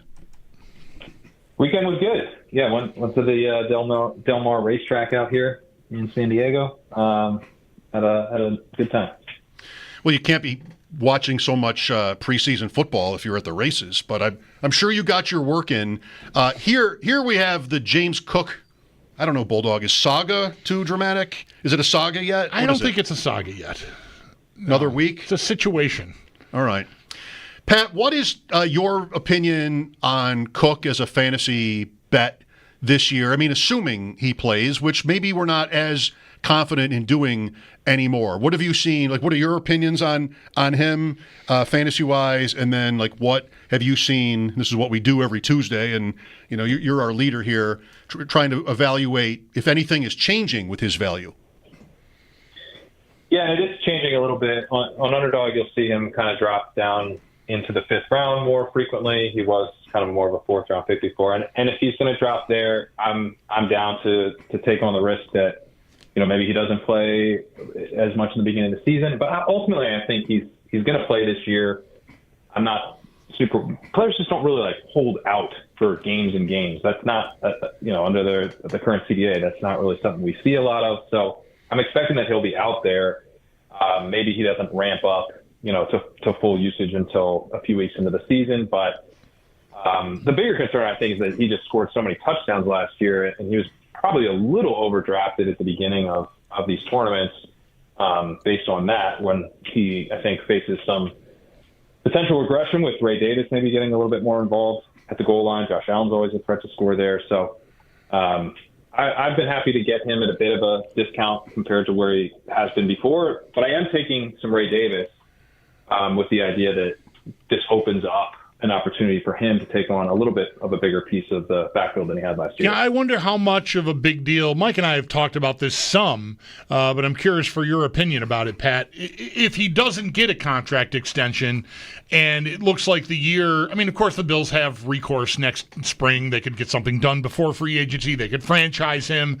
I don't think that either of those are that likely if they can't get something done now. That maybe he's playing out his final year of his contract. And on one hand, a team might want to just, squeeze that sponge for as much as they can. But it also might be time to find out how much more of a workload Ray Davis can handle and what does that look like for our team moving forward. So I feel like if he doesn't get a contract, that does one thing to his value fantasy-wise. If he does, I don't think the Bills would change him into like a 70% snap share guy or anything off of being under 50 last year, but you could at least still see him getting the same workload he had last year and maybe trust that a little bit if he gets the contract. Yeah, I think almost either way, it'll ultimately be pretty similar to last year, where there was some talk about how Cook was saying he really wanted to take on more in the passing game, and the reaction from the coaches seemed to be, well, that's awesome, and he is a good pass catcher, but we also have Ty Johnson, and he's a great third down back, and we're probably just going to keep doing that. So, yeah, I mean, I think I'm not super worried if, from a fantasy perspective, if he does play out his contract. Players do that. We saw Najee Harris do that, and Cook would be looking to have a better season than Harris did last year and actually hit the open market and get paid. And, you know, like Josh Jacobs got paid when he hit the open market. It's not the worst thing for James Cook. If he hits free agency, he'll find a home and he'll probably get paid pretty well. So, you know, in that situation, he's got a ton to play for. And, you know, like you said, they would have no qualms about using him as much as they want. And if they pay him, then they obviously value him. So I think in either case, as long as he's out there, he's a pretty good fantasy bet. Pat Carine, legendaryupside.com. Mike Schopp and the Bulldog, WGR. Pat, you mentioned his touchdowns. It really was incredible. From 2 to 16 on the ground, 1 year to the next. All we need to do was what? Clear out Latavius Murray, and then 8x at in the touchdown statistic. Almost any fantasy analyst I've met talks about touchdown regression, you know, or progression the other way, depending on what's happened, and tends to, relatively speaking, dismiss touchdowns. Do you have a philosophy on that? Are you likewise, when you see a number like that, alarm bells go off and, all right, this is going to be overreacted to, say, or do maybe in fantasy football we all go a little bit too far in that direction? What do you think? Well, I think touchdowns matter a lot in fantasy football, and we want to find the guys who are going to score a bunch of touchdowns, but they're really hard to predict. And I think generally people think they're better at predicting them than they are. And, you know, James Cook last year, I was a pretty big fan of because it's like, well, what if he scores touchdowns? And, you know, that seems like crazy. It's like, well, he doesn't, and everyone knows he doesn't, and he's not going to. And then he goes nuts. So you want to find the guys who can really beat expectations, or in some cases who are really good players, but people don't view them that way because they haven't scored touchdowns. And I'd actually throw out Khalil Shakir, the guy, you know, struggling with the injury, you know, so that complicates things. But before the injury, I was viewing him as someone who was underappreciated because he only has, in the regular season, he only had 7 career touchdowns. And so that's, you know, he doesn't score touchdowns, so we can't draft him all that highly, even though, you know, he looks like the number one target earner probably from Josh Allen. That's coming off a really efficient season in his third year. So I'm trying to find guys where the perception is off. And that's not always the case. Like, I think a lot of people saw James Cook's touchdowns from last year and, all right, that's not going to repeat. So, you know, it's somewhat baked in that he's going to fall off a little bit from that really, really high touchdown total. But I like to look for guys sometimes who haven't scored touchdowns and people start to attribute that to them, like if they just can't do it. There are guys who probably are just not as good at getting in the end zone as others, but we're probably estimating our ability to predict who those guys are.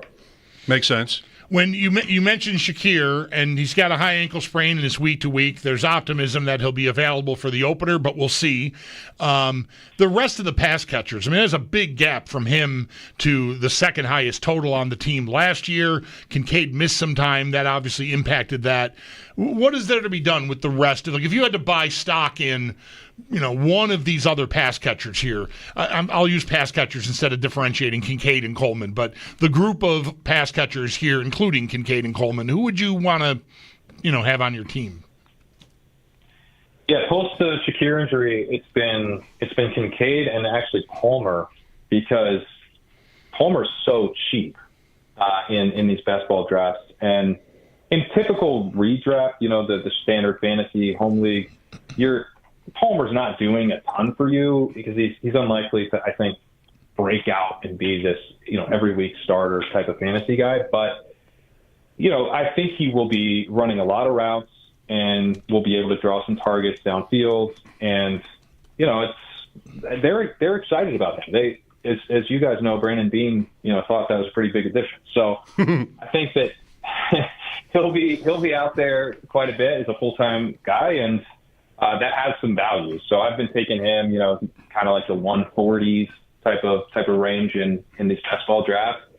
But I do have some hope that Kincaid can can elevate this year. Knox missed a bunch of training camp, and he had the one day that he missed with knee soreness, but he's been out there and been able to, I think, take advantage of that a little bit.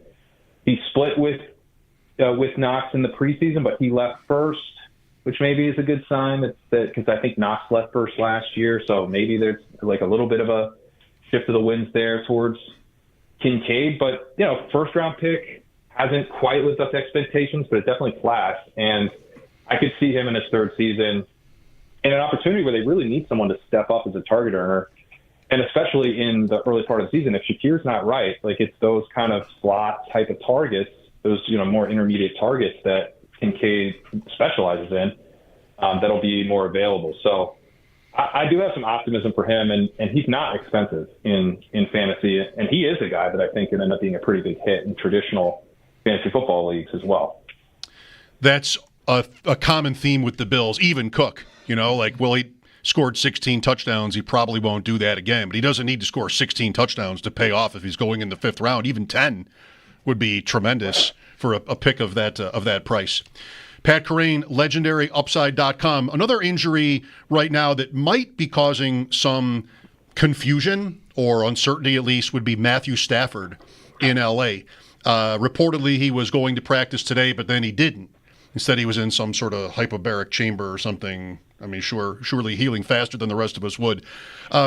Does Stafford's injury slow you down on Puka Nacua, Devontae Adams, the Rams in general, or not? It definitely makes me nervous, and I keep kind of going back and forth between how, I'm really nervous about it, and then there'll be something kind of optimistic, and then today is a I'm pretty nervous day. Because we were hoping we'd see him, and we're not going to see him at practice. I think Puka Nacua is so good that he could probably just get there with Jimmy Garoppolo. That's the level of talent I think he is, but obviously you want Stafford out there and healthy. And so it definitely hurts Nacua a little bit. I think it hurts Adams for sure. This is, a potential reunion with Garoppolo that he did not want. It hurts the offense as a whole. It hurts Tyron, who, in many ways, Tyron is just kind of the Rams backfield personified in one person. So the value of that backfield takes a hit if you go from Stafford to Garoppolo. But, yeah, I mean, those are really the only Rams I'm drafting. I'm not really touching the tight ends. I'm not going into the depth receiver pieces so much. So I still draft a lot of Puka. It will hurt me if Stafford is just not able to play this year, but I'm such a believer in his talent that it's hard for me to fade him as he's fallen a little bit in these drafts, the late first. The thing about Puka is I think you would say the same. It's not hard to pivot to somebody else. If it's like pick 8 or 9 in the first round. We talked to Evan Silva fairly recently from Establish the Run, and he called it the best first round he's ever seen. I mean, when you're down between, any pick, but even in the later picks in the first round, Christian McCaffrey, how about Nico Collins? I mean, there's just Amon-Ra St. Brown, et cetera. There's a long list of guys that, for me at least, I don't lose any sweat if I want to skip Puka a time or two.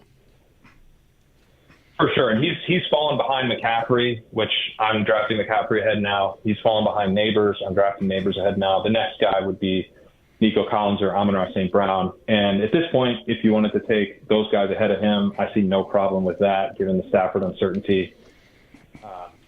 You could even talk about like a Brian Thomas going ahead of him at a certain point. But I'm still probably taking him over Collins and Amon-Ra St. Brown right now. I do kind of want to – I'd like to hear more from the Rams about, when they now expect him to get out there. Stafford, I mean. The report that I saw, I haven't seen anything yet about okay, he's not out there today. When is he going to be out there? Right. Yeah, no. What we got today, Pat, was Sean McVay saying nobody wants to be out there more than Stafford, which, That's almost bad. He wants it so badly that he's in this oxygen room. That looks like an Airstream trailer, but whatever. Yes. Okay, I mean, Yes. the technology. You mentioned McCaffrey there. The 49ers, I don't feel like they've come up. We have these conversations multiple times a week, and I feel like that's a team that never comes up. Even though McCaffrey obviously has a certain status within the fantasy world, there's been a lot of change there. I mean, no Debo anymore. Ayuk is still coming back from some kind of injury, right?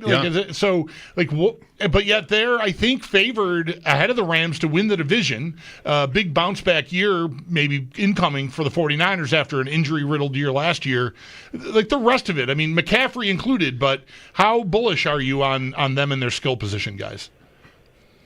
I'm investing in the 49ers this year. I don't tend to pay a ton of attention to the strength of schedule stuff, but they are like a huge outlier in terms of the easiness of their schedule. If you look at Warren Sharp's numbers and stuff, they're like by far the easiest schedule in the league. And there's like a gap down to the Patriots and Saints, and then kind of everybody with like a mildly easy schedule after that.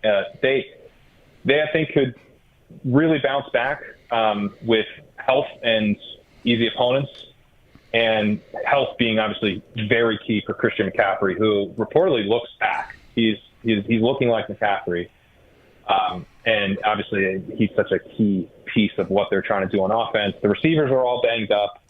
It's unclear how banged up Jennings is with his contract status. I think he'll probably be okay. And Jennings and Pearsall are capable, along with Kittle, of keeping that passing offense going. I also think Brock Purdy showed something last year where the offense was breaking down a lot more than it had in 2023, where he got to kind of play point guard, and he was having to go out and create. His time to throw was way up, but he was still delivering very efficiently. He was just kind of having to play outside of the structure of the offense a little bit more. This year, if that was a real step forward, and they can kind of get back to more the easy button stuff with McCaffrey, and then they will have Ayuk back at the end of the year, probably the middle of the year, and ramping up towards full health by the end. Pearsall takes a jump. If Jennings is what he was last year, this is a really potent offense, I think, one that I'm investing in pretty regularly. I think all the 49ers' main pieces are reasonably priced. Pearsall's starting to get a little bit more expensive than I'd like, but I get the upside where, first-round pick, they're expecting a much bigger role for him this year. Pat, as we wind down, were there a couple of weekend developments that you would take seriously? We had a couple of, I'll say, fashionable rookies impress. I watched the entire Seattle game, and Torrey Horton, wide receiver there, would be one name for me. Always the challenge is trying to figure out what matters here in the preseason. Usage is of course big. Who are a couple players, maybe, if there are a couple, that you might have changed your opinion on since last week? Well, there's a couple rookie running backs that the market's kind of swung or not swung on. With Travion Henderson, the best ball drafters have really gotten excited about him after the preseason game. He looked awesome. But my thinking with him is I already thought he was awesome. And, him looking awesome, that shouldn't really change that much for me. And he wasn't ahead of Ramondre Stevenson in the running game. He's probably going to open up with more of a passing game role. I think he eventually will take over the backfield. But he's really risen in price on performing really well. But I actually think R.J. Harvey is probably the more exciting guy coming out of the preseason game, because he started and was not expected to be the starter. The reports were that actually J.K. Dobbins was going to be the starter, and he's kind of being more the passing down guy. And Harvey's starting there week one, even if it's a 1A, 1B with Dobbins, he's an awesome pick right now. He still goes in the 6th round. He's, very versatile, great pass catcher, a ton of burst. I think he should be rising and really hasn't been. Chigakonkwo had full-time usage as the tight end for the Titans. So in the best ball drafts, you're kind of looking for guys in round 16, 17, 18 who can play, who can just kind of fill a tight end spot for you. I didn't really expect him to be in a true full-time role. It looks like he might have that, so that's exciting. Brees Hall was in a three-way split with Isaiah Davis playing third downs and him in a split with Braylon Allen. I'm cooling a little bit on Hall, who I'm a big fan of as a player, but it seems like they're pretty serious about playing all three of these guys. I think they're giving themselves a little bit too much credit for the split with Montgomery and Gibbs last year, where you did not play your best running back most of the time. So that's, are we sure that's the template to follow? But they seem pretty intent on following it. And it may be Brees Hall and kind of a gross committee to begin the season. I think he'll ultimately emerge from that, but it could be some frustrating weeks early in the season for him. Braylon Allen has been pretty draftable anyway, but maybe is Davis now? Yeah, I've considered Davis in best ball drafts. In the 20-round draft, like on DraftKings and stuff, I think he's definitely in the mix. Because if you're in these tournaments that have been open for months, you'll ultimately play teams in the playoffs that were drafted in May and June and July, and no one was taking Isaiah Davis. So It's actually a little bit of an edge to take these guys no one was taking before. Very good. Pat, we don't want to be rude. Any questions for us? Yeah, I mean, any Bills guys that you're feeling excited about after the preseason game? Well, it wouldn't be Zach Davidson, Bulldog.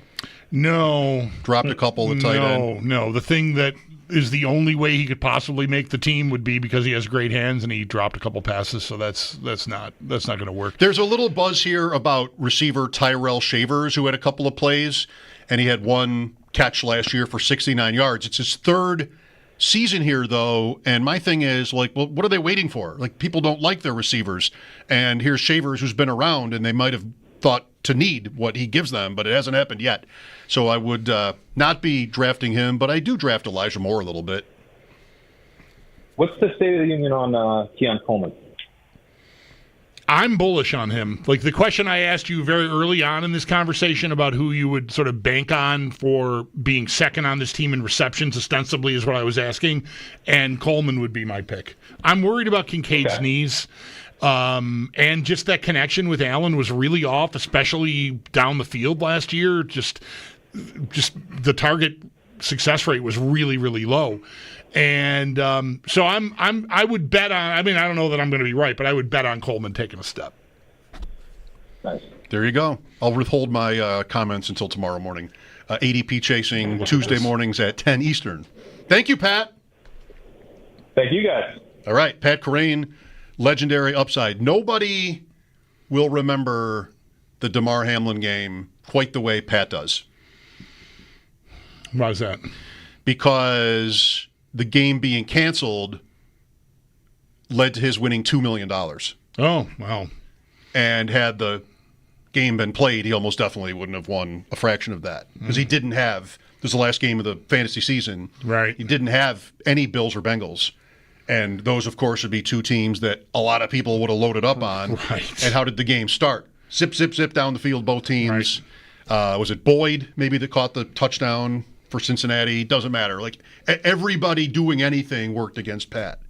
And incredibly, the stats got thrown out and the game never happened. The only canceled game in the history of the league. So, advantage Pat, I would say.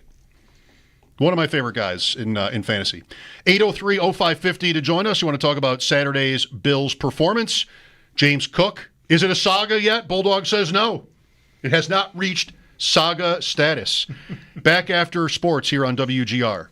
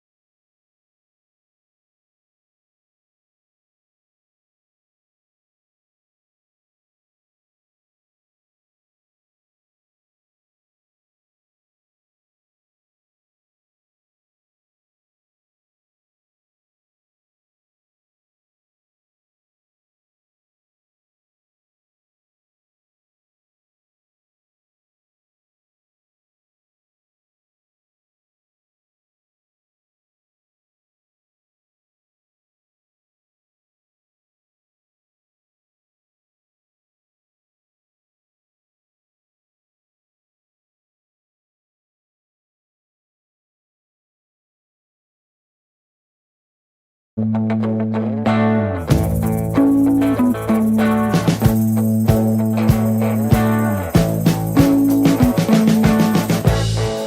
been living in sin so long, all the feels are gone.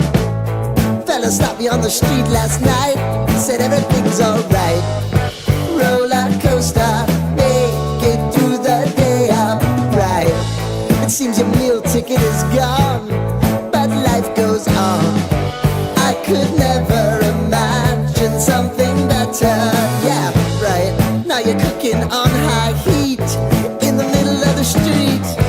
Roller coaster, take me to a better time. Let's go! All sing your high line with the roller coaster of life. Yeah. It's time to all choose your timeline on the roller coaster of life.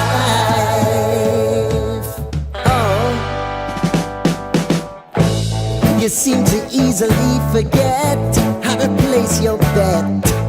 When everyday life gets you down, you gotta steal the crown. Got to own it. Don't bitch and moan about it, please. God forbid you scrape your knees, and it's nothing to sneeze at. Oh, I've told you over and over again. You gotta get both hands around it and make your own plans. Roller coaster, it's taking over, it's about time. Oh, all sing your high line on the roller coaster of life. You've got to all choose your timeline with the roller coaster of life.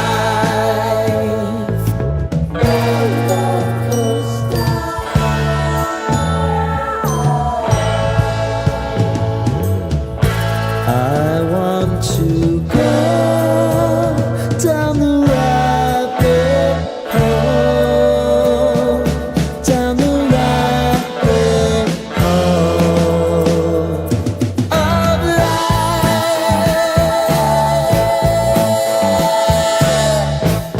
And now it's about to leave. Oh, roller coaster.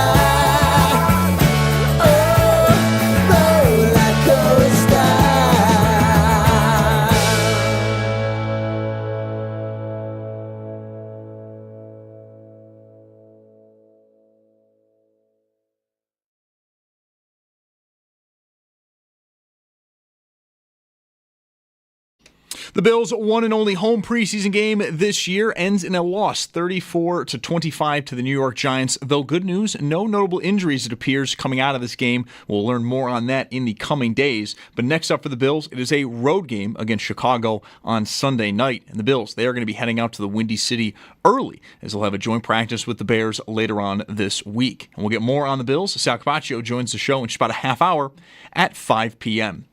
No practice today for Rams quarterback Matthew Stafford. He continues to deal with back issues. There was some hope he'd practice today, but Rams head coach Sean McVay said with the media they opted not to have Stafford practice with his back, quote, not feeling great. And then Eagles guard Landon Dickerson. He is week to week with a meniscus injury in his right knee. Dickerson is going to be getting surgery in the coming days to repair that injury with the hope he'll be ready for week 1. And then in baseball, the Yankees host the Minnesota Twins. That game will get going just after 7 o'clock. And for the Yankees, they are in an awful run of form, winning just 3 of their last 10 games. It's your Paddock Chevrolet Sports Headlines. Paddock Chevrolet, celebrating 90 years of being your hometown dealership. I'm Zach Jones for WGR Sports Radio 550.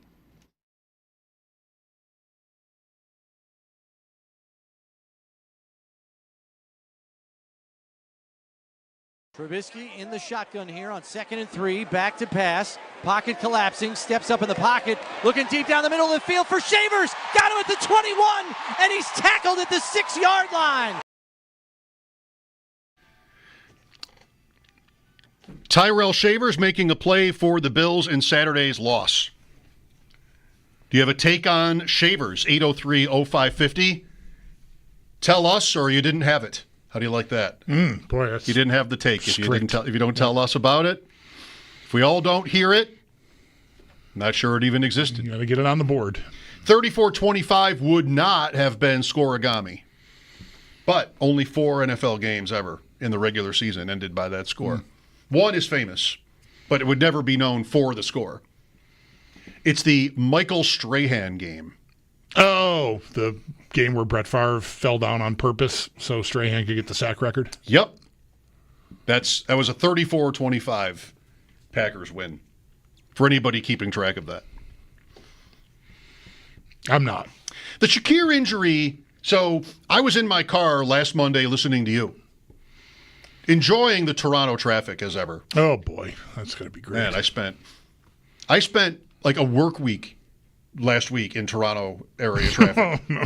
Probably Saturday was 7 or 8 hours up and back with all the traffic coming home. And then Monday, Tuesday, Thursday, Saturday. Yeah. And so you were talking about Cook a lot. Shakir was the one. I mean, that was a big story. Shakir, I was really thinking about what that would mean to the preseason. Pretty much out for the preseason. Almost definitely. And this is where the preseason is a disappointment. You can't have it both ways, I guess.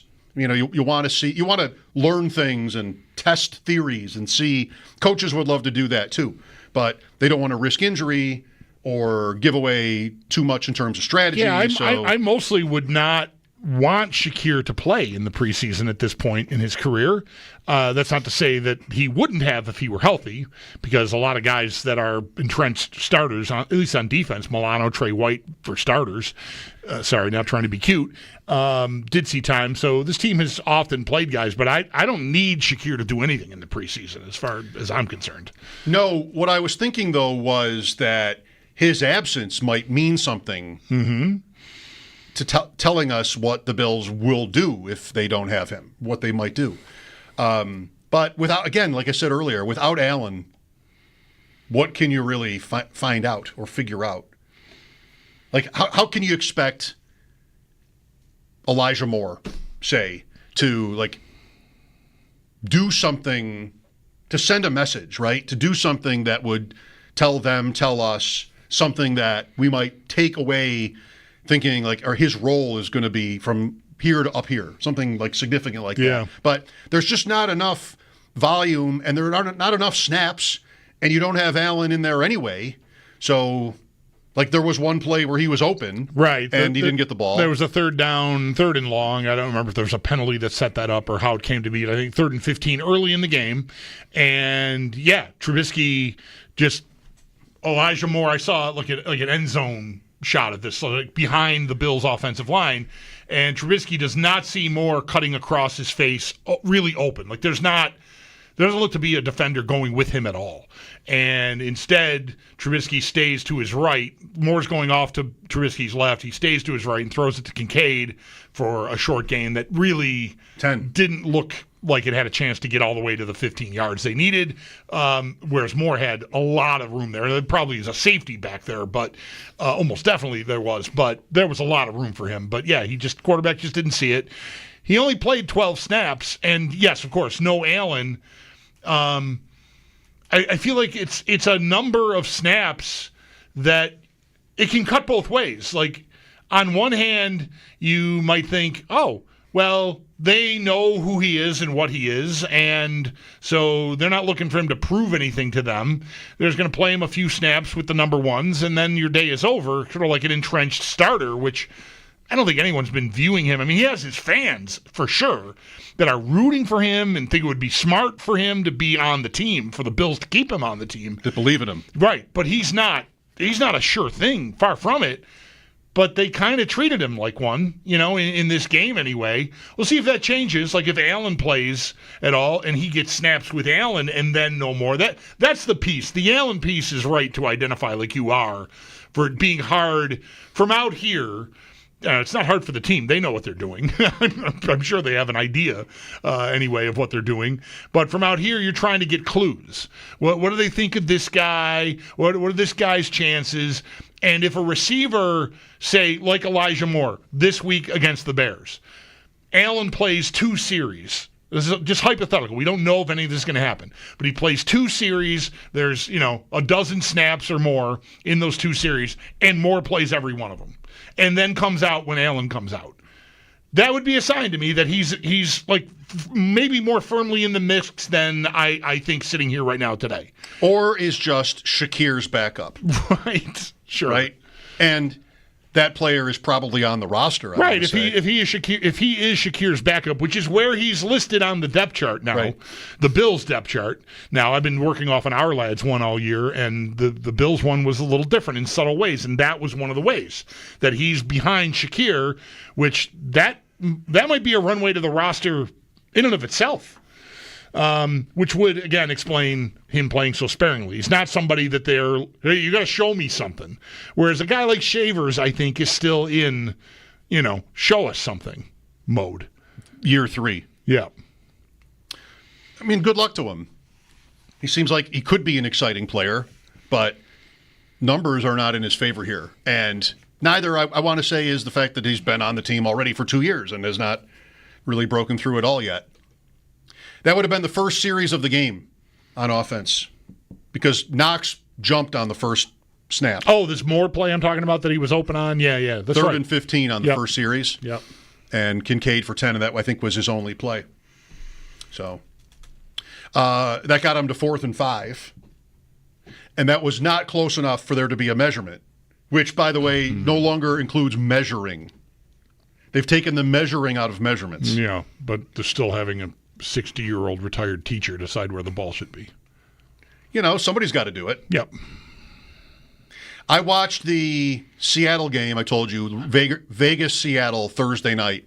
And, you're reminded about some of the changes. I wasn't thinking about there not being change. There are changes, but they're not coming on the field. Right. I wasn't thinking about that. And then there was a moment, and here was going to be a measurement. Oh, well, measurement, but no measuring.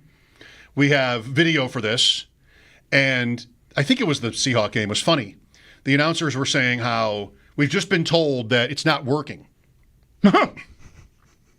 And whatever game it was where it was Clete Blakeman, I think, was the ref. He's just sort of standing there. And another of the announcers said, I'm not sure he knows that it's not working. He's just standing on the field with a blank expression. Just waiting. And he was waiting to be told if it's a first down or, right? Does somebody tell him or does he have to go to the monitor? I'm not sure how that works exactly. I think what happened on Saturday was because the guys were talking about not being sure what to expect. Sal chimed in how when they told us about this, they said it would be on the scoreboard. Right. And so they were waiting. Everybody's sort of waiting for this measurement, but nobody's doing anything that you can see. And then apparently it went on the scoreboard. The play was 1 foot and 1 inch short. Like they had the exact it told you distance. Wow. Okay. 13 inches short. Which, by the way, may not be close enough to deserve a measurement. A delay is basically what it is now. It's just a delay. Yeah. Seems like you should. There was. Oh, I think they also said in the Bills example that they were just doing it to test it. That it really didn't deserve to be measured, but they wanted. But it was as close as they'd come yet in the game to needing one, so they wanted to make sure it worked. I think so. That's viable. Yeah, I think if you're more than a foot, then it's not 3rd and inches. Then what are we measuring for? 3rd and feet. And you're just practicing. That's a preseason for everyone, including the new Hawkeye technology. Yes, that's what they're going. That's what they're calling it. Yeah, like tennis. Joe is next. Hi, Joe. Hi, guys. How you doing today? Good, Joe. Thanks. So I was going to touch on the Terrell Shavers, but you guys seem to have covered most. I'm impressed with them, but so I quick changed my mind. I was at the game Saturday. I've been a season ticket holder for the last 6 years, and I opted into the PSL, so I'm super happy about that. Die Hard Bills Mafia. I was watching the game and the first part of it, the beginning, and I noticed Mr. Andreessen playing very well and very, very tough-nosed. He reminds me of the old school linebackers. He looks like he's gaining confidence, his strength, his overall performance. Now with Baylor Spector gone, I'm assuming he's going to fill the secondary behind Bernard Milano with Dorian Williams and him? That's the way it looks right now. There is a veteran in the mix who's got ties to McDermott's system from Carolina, Shaq Thompson. But he's been hurt, and that's, I think, a problem. But yet right now, I mean, I think and the Spector development, while it's tough for him, I think was a good development for Joe Andreessen. Yeah, I mean, Spector had glimpses, but he couldn't stay healthy. I mean, he wasn't, but with Andreessen, I mean, this is a great story. This is the hometown guy. This is the kid that grew up in this area and is now in his second stage of her second season, vying for a second spot in a secondary role as linebacker. And just watching the little tidbits of his tackling and his ability to move, this kid's going to be good. I really believe that he's the real deal, and I'm glad we got him. So thanks, guys. Okay, thanks, Joe. Mike Schopp and the Bulldog at 803-0550. Sal coming up at 5. This is WGR.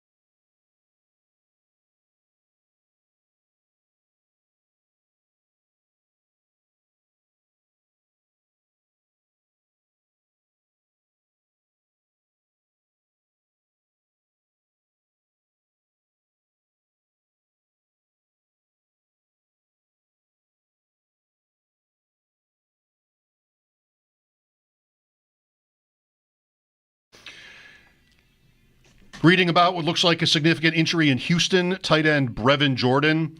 Reporter Jonathan Alexander says players are surrounding him and he's crying with an apparent leg injury at Texans practice. Not a big name, but a role player for the Texans who might be down bad. Also down bad, Mariano Rivera. Wow, that was tough. Have you seen? Is there footage of it? Yes. I never saw it. I read about it and just was like, oh, dude. He was playing the outfield. What at Old Timers Day at Yankee Stadium. Old Timers Day on Saturday, which I watched some of the introductions. Holy cow, did I feel old watching. I've been to an Old Timers Day at Yankee Stadium. Would have been like 97 or 8, probably. I saw a promo for it last week watching a Yankee game during the week, and like when I saw Jorge Posada, I was just like, I don't think I'm ready for this. No, I know. I am not ready for a player that was an important player on the Yankees when I was on the radio, being an old timer. Exactly. Mickey Mantle was dead when I went to Old Timers Day, but some of his peers, like Whitey Ford would have been in the game. Right. Yogi Berra would have been in the game. They've both passed. But here Paul O'Neill is standing on the dugout step, and the camera's right on him, and he looked 70. Paul O'Neill. Which, by the way, it was the Michael Kay show. You got a guy, they're introducing the Yankees. I turned it on, it's Paul O'Neill. And the intro was like a minute. And the camera is just right on him for a full, almost felt like a minute. Right. And, the poor guy. Listing off his career achievements. Everything he's ever done is being mentioned. And they did that for everybody. So it was just the Michael Kay show, basically, Old Timers Day. Right. Yeah, it's a cool day, but it's a little jarring to see those guys from the 2000s be at Old Timers Day. Putting on weight, Bernie Williams, Clemens, Cone. Cone looks great. Who am I to say any of this? But they, Rivera is playing the outfield, and he might have been one of those things at the stadium where they, in the first inning, the fans cheer everybody's name, or it was just something separate. He looked like he raised his hat to the fans and then quickly came in for a ball and went down. The whole thing is it's an Achilles tear. Yeah. It happened in a second, right? He's just, maybe a single to center or something was happening, and he just crumpled to the field. He gets right up, and he reaches for it. Right. Achilles injuries all look the same. The guy's he's not writhing in pain. He's just sort of like Rodgers. Something broke there. Right. Rodgers against the Bills, he got up, and he sat down. And that's when my brother-in-law immediately texted me, Achilles. Because no other injury really looks like that. He's not grabbing his knee. He's not limping. He's just... Right. But have that leg doesn't work. Have that happen at Old Timers Day. I know. That's tough. I'm sure there have been other mishaps and injuries during Old Timers events, but, man, to have that devastating an injury happen like that was tough. Now we wait and see if he'll be ready for next year's Old Timers Day. Okay, right. Will he be able to recuperate? How vigorous will the rehab process be for Mariano Rivera? Rivera would be, I think, about my age. Early 50s, I would guess. Only unanimous Hall of Famer? Yeah. I think so. I mean, it was all these introductions. He's 55, a little older than me. On Saturday, I feel like I should know everything about every Yankee. I guess so, yeah. But it was just come on. And the camera just added to the sort of awkwardness of it. Because they're just standing there pretending not to look at the camera, looking off in the distance, just right listening up their nostrils, to their right? career on-base percentage and what they did against the Padres in the 98 series. Okay, it's hot out here, guys. Come on, let's go. Sal Capaccio next here on WGR.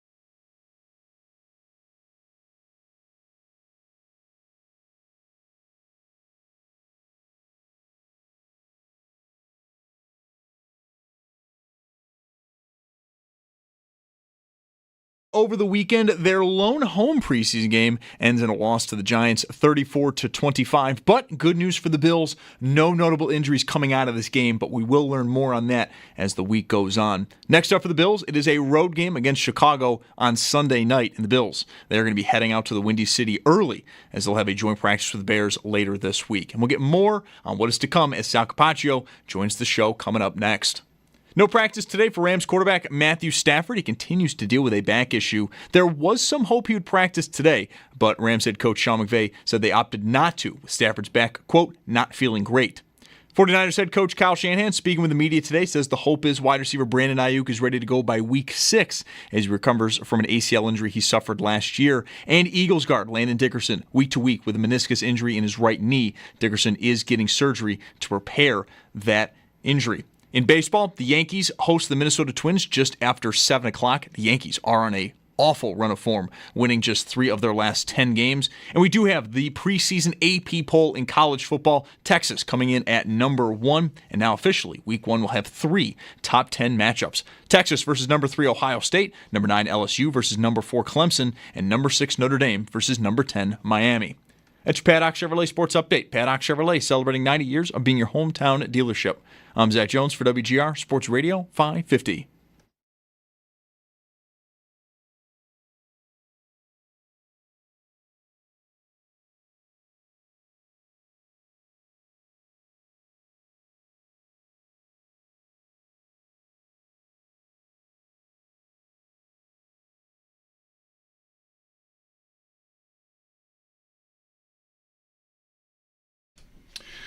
Welcome back. The Bills played their first preseason game on Saturday.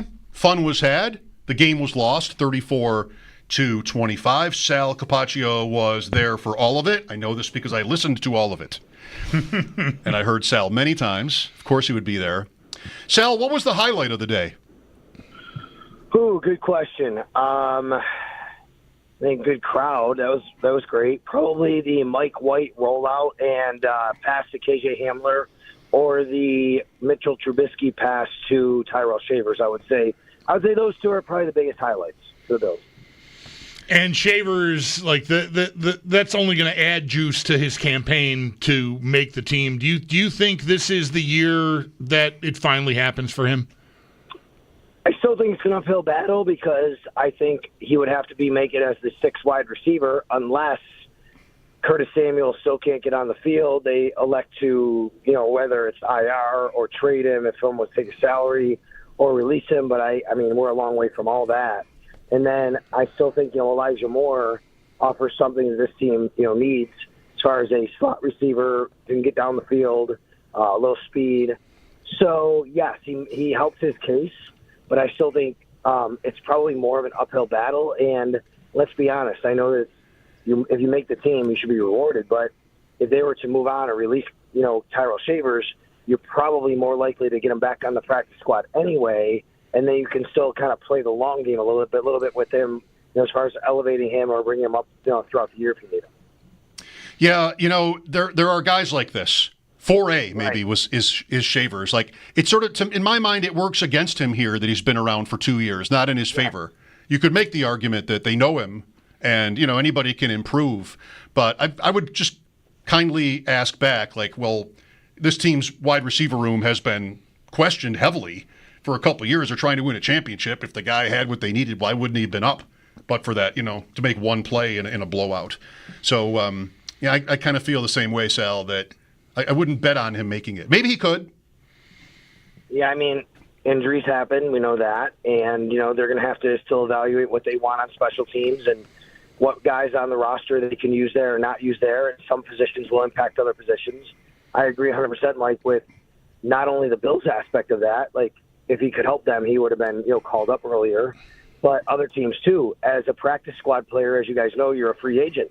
You could sign with any team. All it takes is the team to offer you a contract to go on the 53, and that happens quite often. So I would say that, given that, you could probably bank on the fact that nobody's really going to put him on their roster, and you could put him on your practice squad. And if you're Tyrell Shavers, would you turn down that opportunity? Probably not, so he would probably come back. So we're a few weeks away from that. He's probably got a he's probably, he can play in the league as a fringe player, but I just don't know if he's going to be able to make this team again. Sal, another player to add into the mix there at receiver who offers something on special teams and returnability is Laviska Shenault.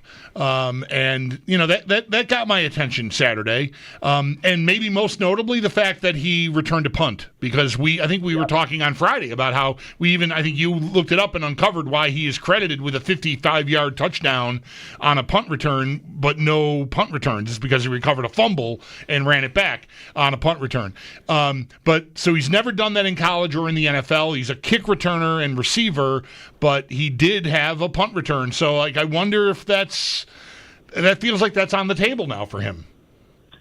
I don't disagree. I think Laviska Shenault is making a charge here to make the team. I think that's the way he would have to make it, that he would have to offer ability maybe beyond just kick return, right? Whether that's on offense or even as a punt returner.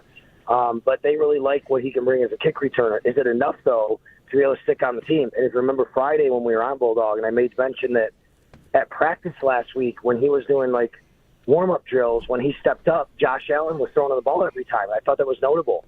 Josh was the guy, the quarterback, throwing him those passes. It wasn't just maybe the math that worked out with each quarterback. It seemed like it was kind of intentional that Josh was throwing him. Are they trying to get more of a look at him catching passes from Josh Allen? Then you get to the game.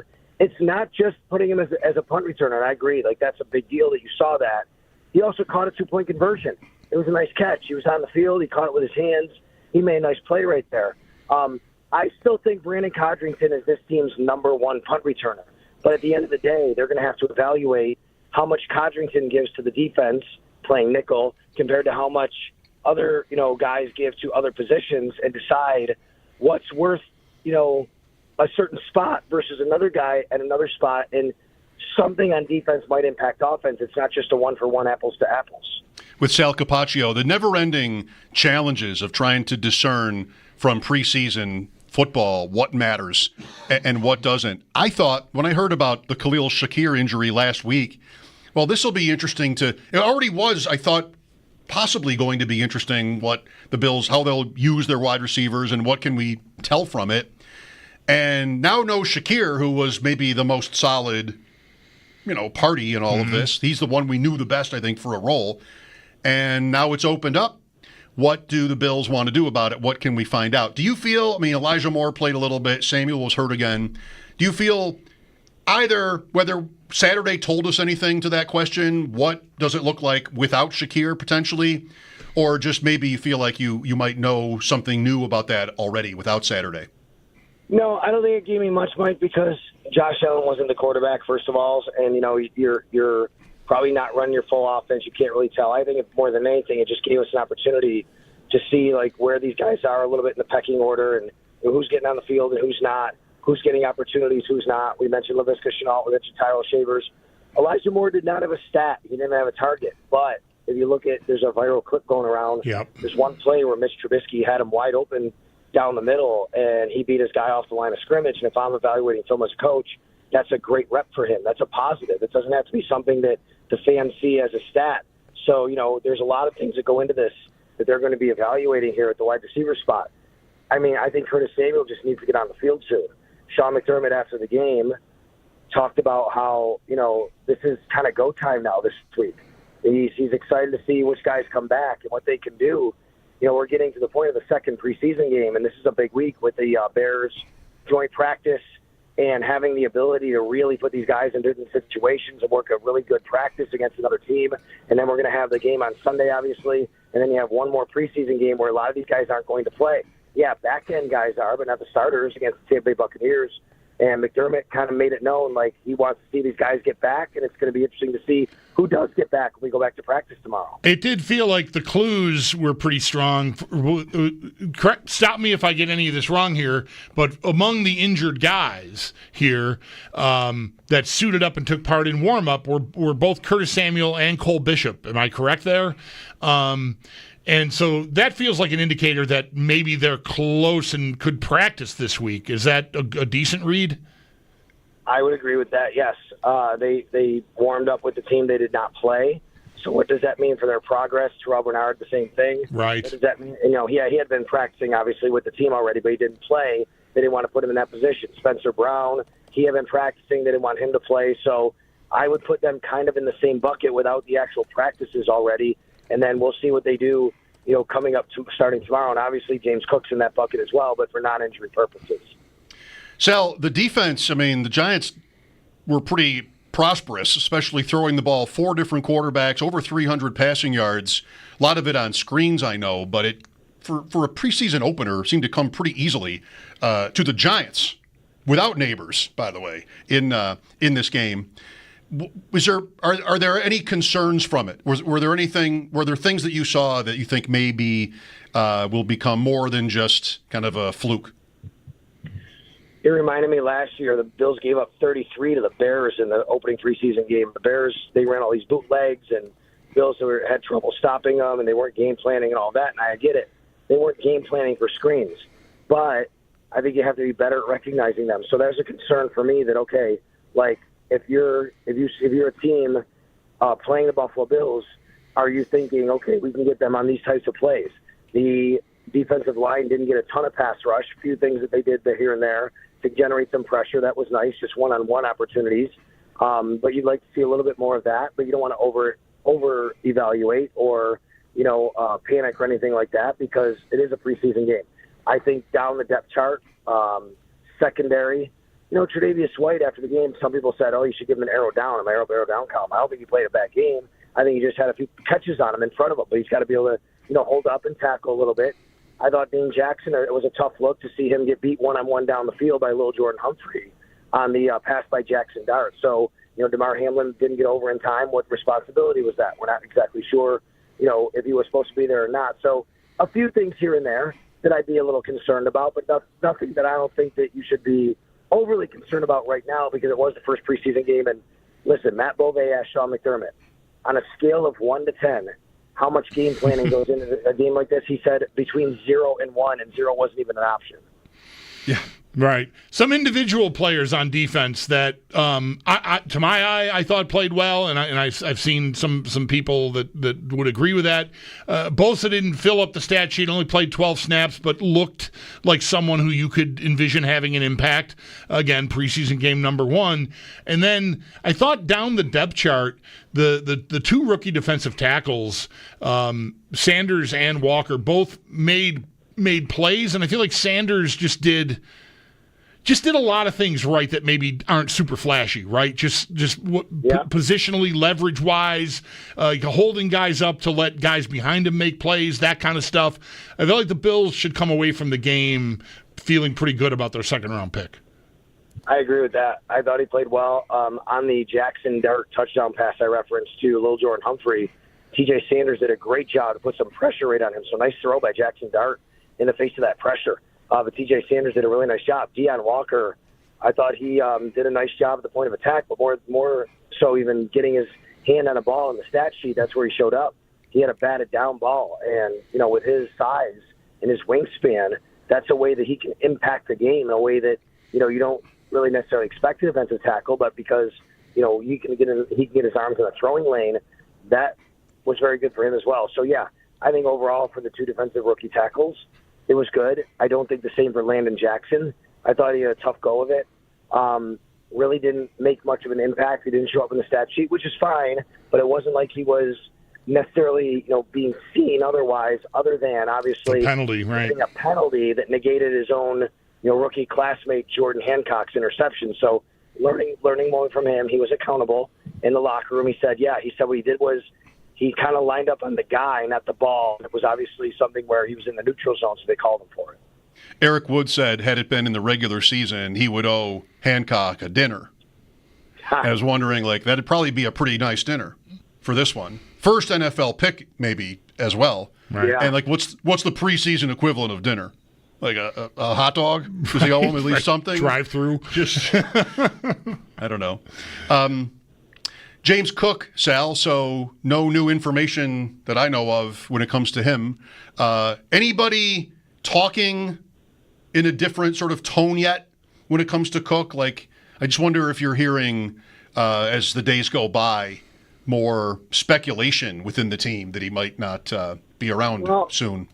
I don't know about that, Mike, but I would say that I think it is kind of newer news, and it was a different tone listening to Sean McDermott after the game. In the press conference after the game, Sean McDermott said that him and James Cook had a good discussion. He wanted James Cook to play, and James Cook, said he wasn't going to play. I think that's interesting.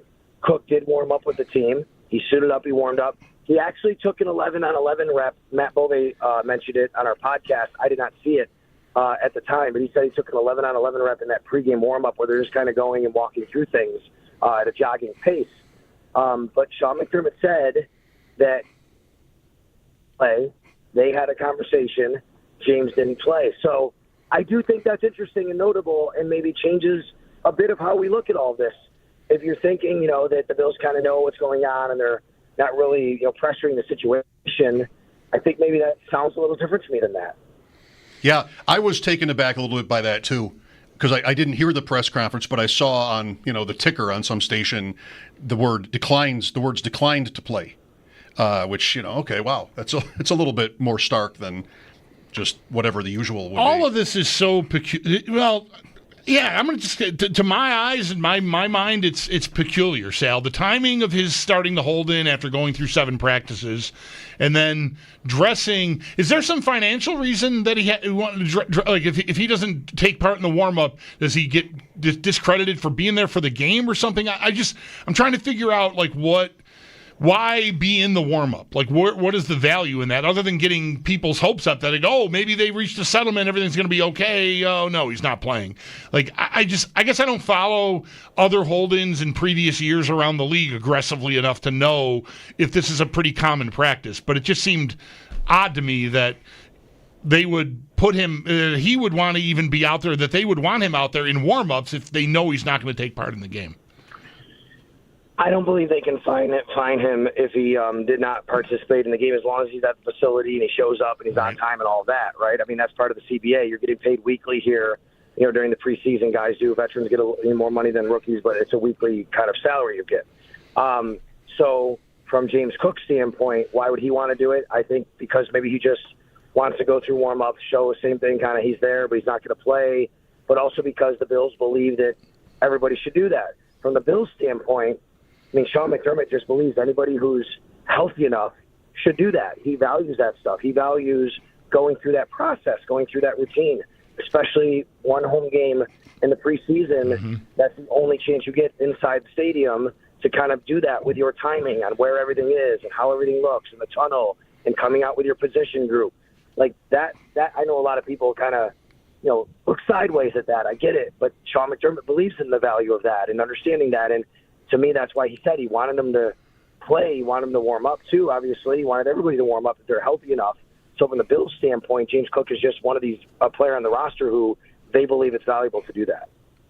Sal, what are your thoughts after the first full weekend on the kickoff strategy?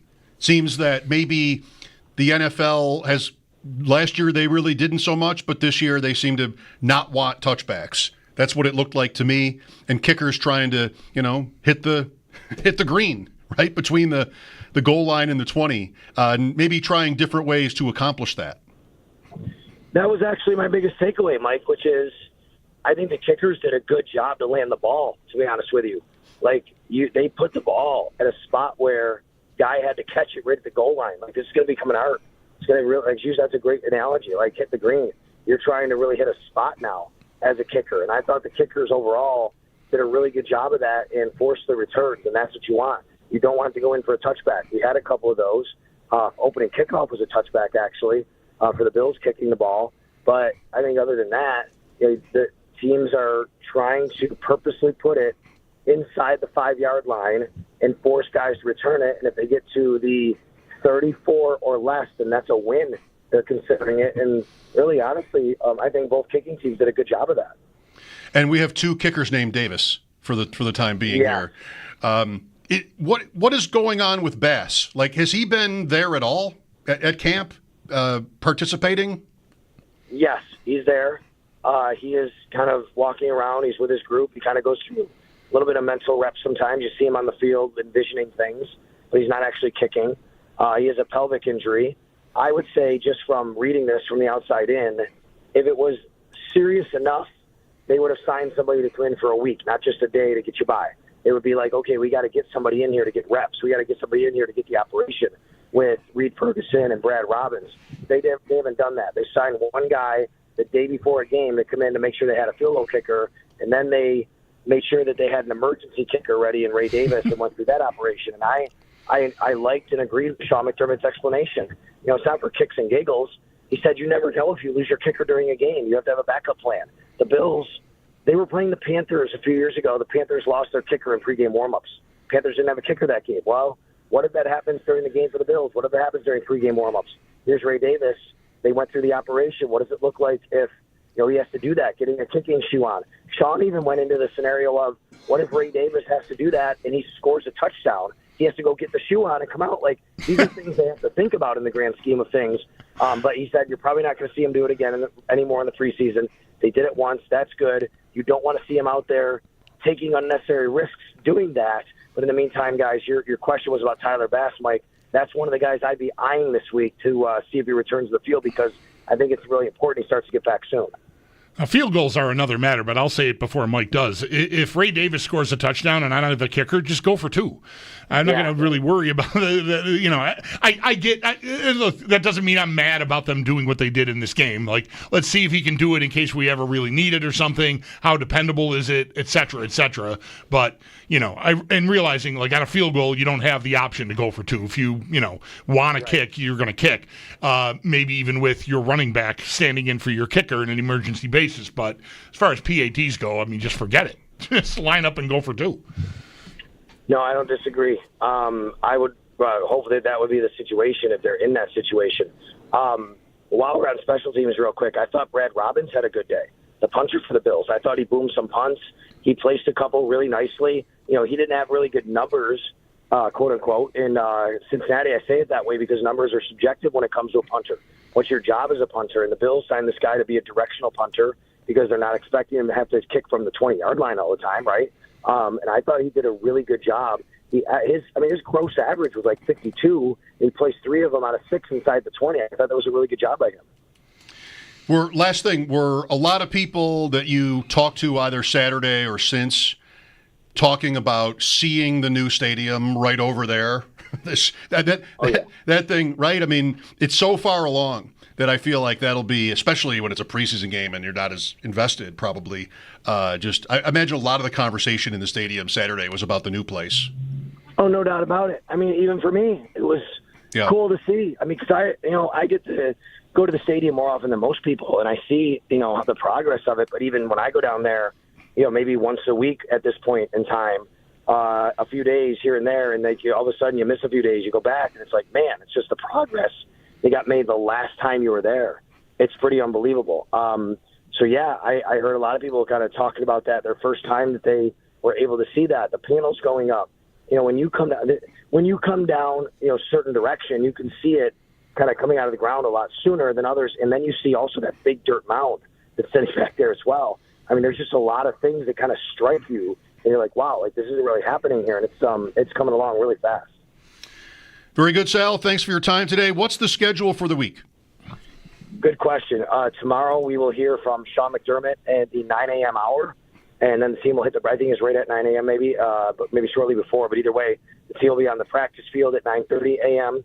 And then Wednesday, I believe it's Babbage we're going to hear from early before practice, same thing, but they're going to practice both days.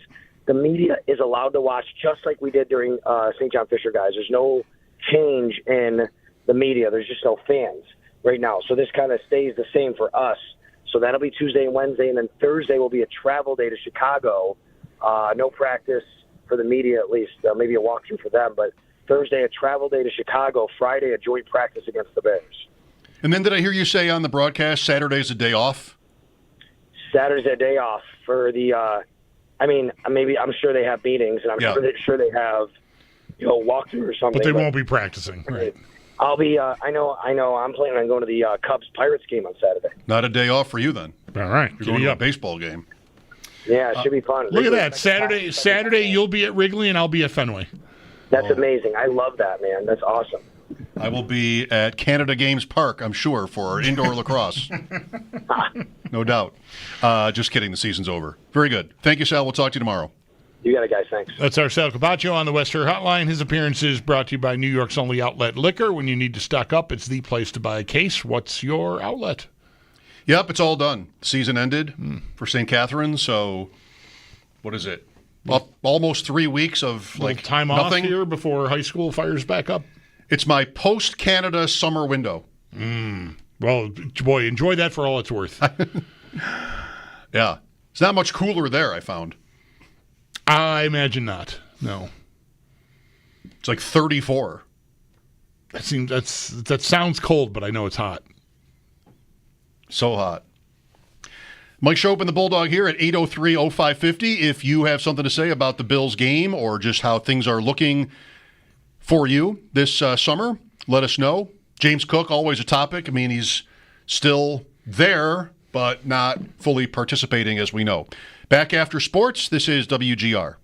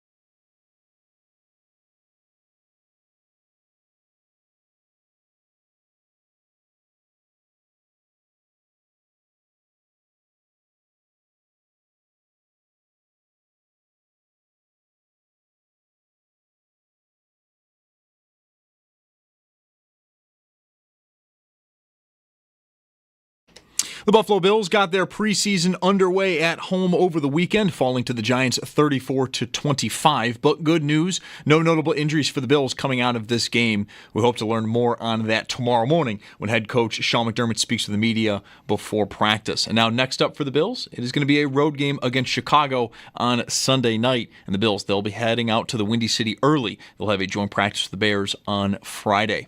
No practice today for Rams quarterback Matthew Stafford. He continues to deal with that back issue. There was some hope he would practice today. Rams head coach Sean McVay, though, said they opted not to do so with Stafford as his back was, quote, not feeling great. And then 49ers head coach Kyle Shanahan, speaking with the media today, says the hope is wide receiver Brandon Ayuk is ready to go by week 6 as he recovers from a knee injury he suffered last year.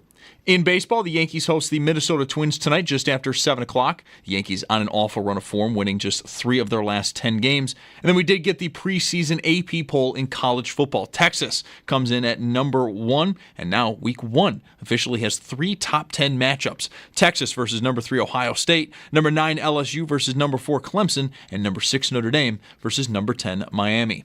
That's your Paddock Chevrolet Sports Headlines. Paddock Chevrolet celebrating 90 years of being your hometown dealership. I'm Zach Jones for WGR Sports Radio 550.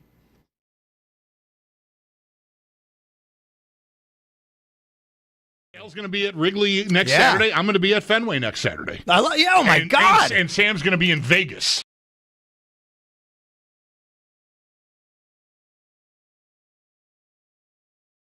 Baseball game. First day back and we're already fighting. Yeah, What's the problem? Saturday like you'll be at Wrigley and I'll be at Fenway. No, nothing. You just like some ball players from Brighton.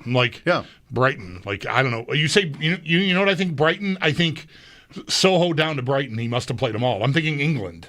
Brighton Hove Albion. I don't know Brighton.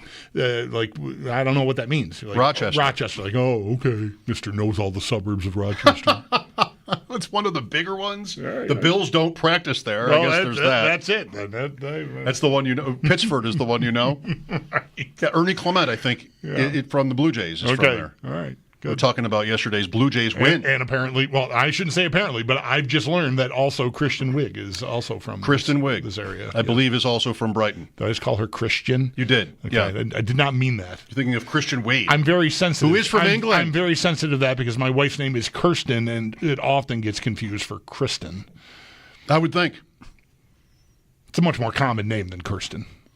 And she also gets Kirsten because if people want to go that hard at it, they notice that it's not K-R-I, it's K-I-R, and they go with Kirsten. It's like, no, it's just Kirsten. It's actually how it looks. There's no E. That's the trick. Yeah. Just say it how it looks. It looks. Yeah. It sounds the way it looks. Yes. Joey is with us. Hello, Joey. Hey, guys. Really quick, Schopp. I heard you talking about Canada Games Park. I'm a Brock University alumni, so I love the little shout-out there. Yes. Also, I just wanted to talk to you guys about the Bills O-line. So I know they got David Edwards and they drafted Osiris Torrance, but I really like Van Pran Granger, the guy out of Georgia. I think they got him in the 5th round. I was thinking, because I know Osiris has been kind of hit or miss, when he starts, and then David Edwards is kind of just there. But I know they signed him to an extension. But if, say, they, plugged him into one of those guard spots, or whoa. Why would you want to replace one of the best young guards in the game? Osiris Torrance is not hit or miss. Osiris Torrance is excellent. And is probably going to be, after his 3rd season, which is this year, as a 2nd-round pick. We'll see if they can do as good a job getting a low market rate contract extension for him. Okay. But there's people talking about him becoming the best young guard in the game. I like him. I mean, he's a mauler. He's huge, right? They're not replacing him with Cedric Van Pran Granger or anybody else. Like they're not. Like I would predict he's on this team for the next 10 years. Okay. Wow. What about David Edwards, that spot there? Or if McGovern walks, because I believe his contract's done after this year. Well, then they would need someone. They would need someone to take over center. I'm higher on everybody up there than it sounds like you are, and like you're entitled to that. That's fine. I mean, their line got great reviews for really everything they did last year, and it's working on a 3rd year here. Knock on something that they all stay healthy, because it's kind of incredible that's been the case. I mean. But I also, by the way, we can bond over this. I was very high on Cedric Van Brand Granger. I expected him to be someone who would look ready to step into the lineup by now, and he's missed all of camp. I can vouch for that. Right. When they drafted him, I was very, you play, he started, I don't know, 4 years? He played a lot of football starting in the SEC for Georgia. They're like, okay, I've got a guy, sure, he lasted to the 5th round. I'm sure there's measurables that are responsible for that or whatever. But I think I got a guy here that I'm going to expect to turn into a player. And, it's not happening. He's hurt. So I don't know what the future holds for him. They've signed guys in case he doesn't get better to back up at center that are here and playing, veteran guys. So that's not a great sign. So I'd be a little worried about him, honestly. But I was very high on him when they picked him. I don't need to see Cedric Van Pran Granger replace anybody, but I would like to see him combined with Ryan Vandemark. So they would become Cedric Van Pran Vandemark Granger or something. Some sort of assimilation of the two names. I like the order you put that in works well enough, I suppose. Yeah. Ryan Van Pran Vandemark. Something where they combine the two. Not sure that's possible to do. Yeah, no, probably not. No. Will either of those players be featured? I'm thinking no. In this incredible project that my friend Andy Proven has put together for YouTube. It's already made, so I can look. I doubt an offensive lineman will be featured. Do you know what this is? No, I don't know what you're talking about. You know who Andy is? I know the name, sure. He's like, to me, unofficial Bills historian. When we had Jim Lampley on, and I wanted to find out if Lampley did any Bills games. That's the play guy by you play. went to, Andy's the guy I run to. That's right. Yep. And he knew in pretty short order that he'd done one and only one. There's a website, Gridiron Uniforms, which is fabulous for this. The stuff you wouldn't get on Pro Football Reference, which has almost everything you need, but uniforms and announcers for every game in history. Okay.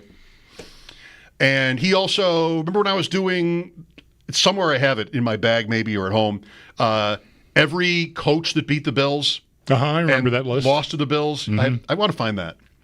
So what he did, a lot of, if you're on YouTube looking up old games, you see his name. He puts some of these games up there. However you're allowed to do that or what it is. But you'll see his name is like he's the account it came from, subscribe to my channel kind of thing. And over the weekend, I noticed he has a new one highlight from every game played at the stadium. Oh, boy. Wow. And that would be hard. Some of those more like mid to late 70s games, I don't think you have the full game on there. But what you do have is, remember the show This Week in the NFL or This Week in Football? Sure, some sort of highlight show. Pat Summerall. All right. And Tom Brookshire, and then you would have Harry Callis into the 80s narrating these highlights. And I've watched a lot of those. I'm not sure if literally every week is there, but Andy apparently clipped one highlight from every Bills home game ever played at the stadium. Include preseason games too, or I don't just the think regular so. season? Okay. No. Doesn't include preseason because that would be even harder. Impossible. Yeah, right. They don't even have stats on the preseason games. Right. Like, that would be impossible. But I have to talk to him about it to see what was the hardest game. Like I made it to 79 so far, and they're really fast. Sure. You go through a year in like 2 minutes. Right. One play a game is not going to take you that long. One play a game. And not necessarily the best play. Just it's what you get. It's a play that we could find a highlight of. So here it is. The Bills lost a game to Miami 12-0 in like 76 or 77. Oh boy. And I think if it was one game, if not that game, the highlight is a punt. Like it's the only thing shown. The NFL, This Week in the NFL, or whatever the show is. This Week in Pro Football is the name of the show. They would give you like 2 minutes on a game, and it's going to be like 5 plays if the game isn't that interesting. I definitely respect the effort and work that is being done to support the effort, but I think Highlight is doing a lot of lifting here. Yeah, well, one play. All I've got is a punt from a 12-0 game. Although, I mean, maybe that is the best play the Bills had all day. It might have been. It could have been. And a 12-0 loss, I mean, what could have gone right? Not much. That's right. But still, yeah, but nonetheless, yeah. That famous Jet game from those years that was super windy. Like you see a picture of Namath from behind, and like the rain is sideways, and his jersey and his hair are all blowing around. Like Ferguson had what 0 for 2 right. in this game, and the Bills won. Right, sound right? 0 for 2. Sure. And Namath might have been 2 for 17. Right, one of those. Yep. And the highlight is an interception. That's appropriate. That totally works. I want to find out either by watching it to the end or asking him if once we got to the 2000s where every broadcast is going to be available, like the whole thing, would he have taken pains to like decide for himself which is the best highlight, what is the best what's the play? most meaningful play from this game? Yeah, this is a guy that probably would have done that. Right. Once you get to like Josh Allen, right, every play is going to be a Josh Allen play, pretty much. Right. Not everyone. Sometimes it'll be like a pick six or something. Sure, but like the season finale, was it the finale? The New England game that followed the Damar Hamlin thing. Like Nyheim Hines is the highlight from that game. I mean, it's one of the greatest moments maybe in the history of the stadium. The opening kickoff. The opening kickoff return. Yeah. That doesn't have anything to do with Josh Allen, although he's one of the many people that are in or near tears on the sidelines as it's happening. It was an insane moment. Yes. But I'm not trying to do Andy's job for him here. I'm just saying like that would be a pilot I think you'd want to include there. But I want to mention it because I think any Bills fan would probably love to watch it. It's just like it's an hour and 40 minutes, so you don't have to watch it all at once. Although that's not impossible. No. But one highlight from every game at the stadium. And maybe it'll be updated at the end of the season. Probably should. That's an effort. Not that he has an effort. All this time on his hands. He's got enough to do that. That is using YouTube for good. Yes. That's what that is. It is using YouTube for good. That's right. So check that out on YouTube if you want. It's fun. Mike Schopp and the Bulldog at 803-0550. This is WGR. That's amazing. I love that, man. That's awesome.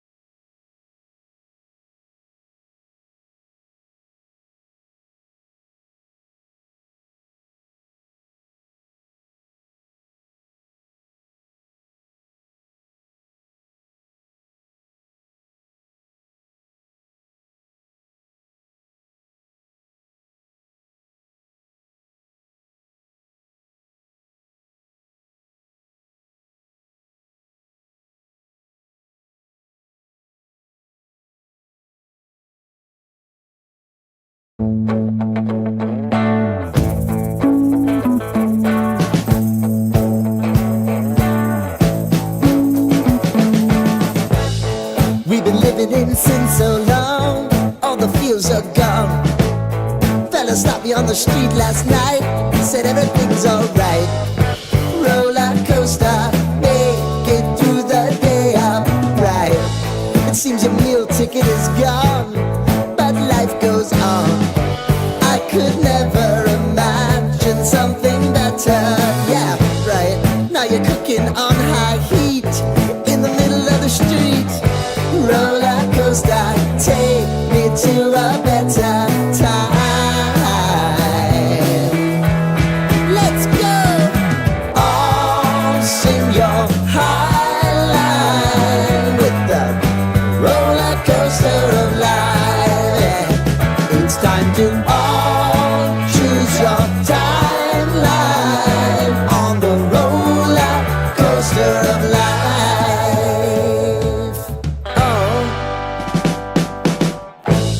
You seem to easily forget how to place your bet.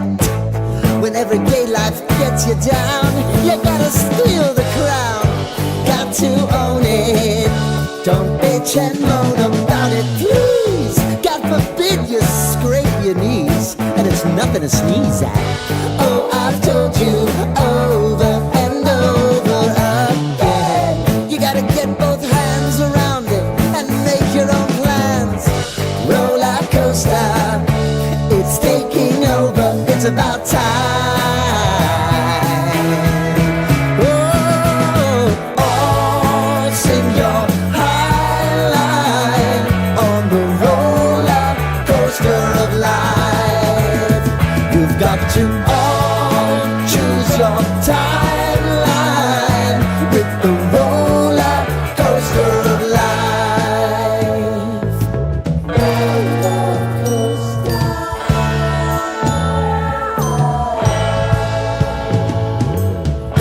I want to go down the rabbit hole, down the rabbit hole of life.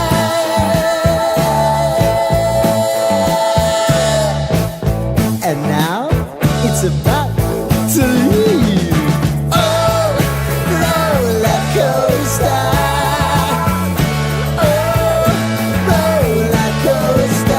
Bills lose to the Giants.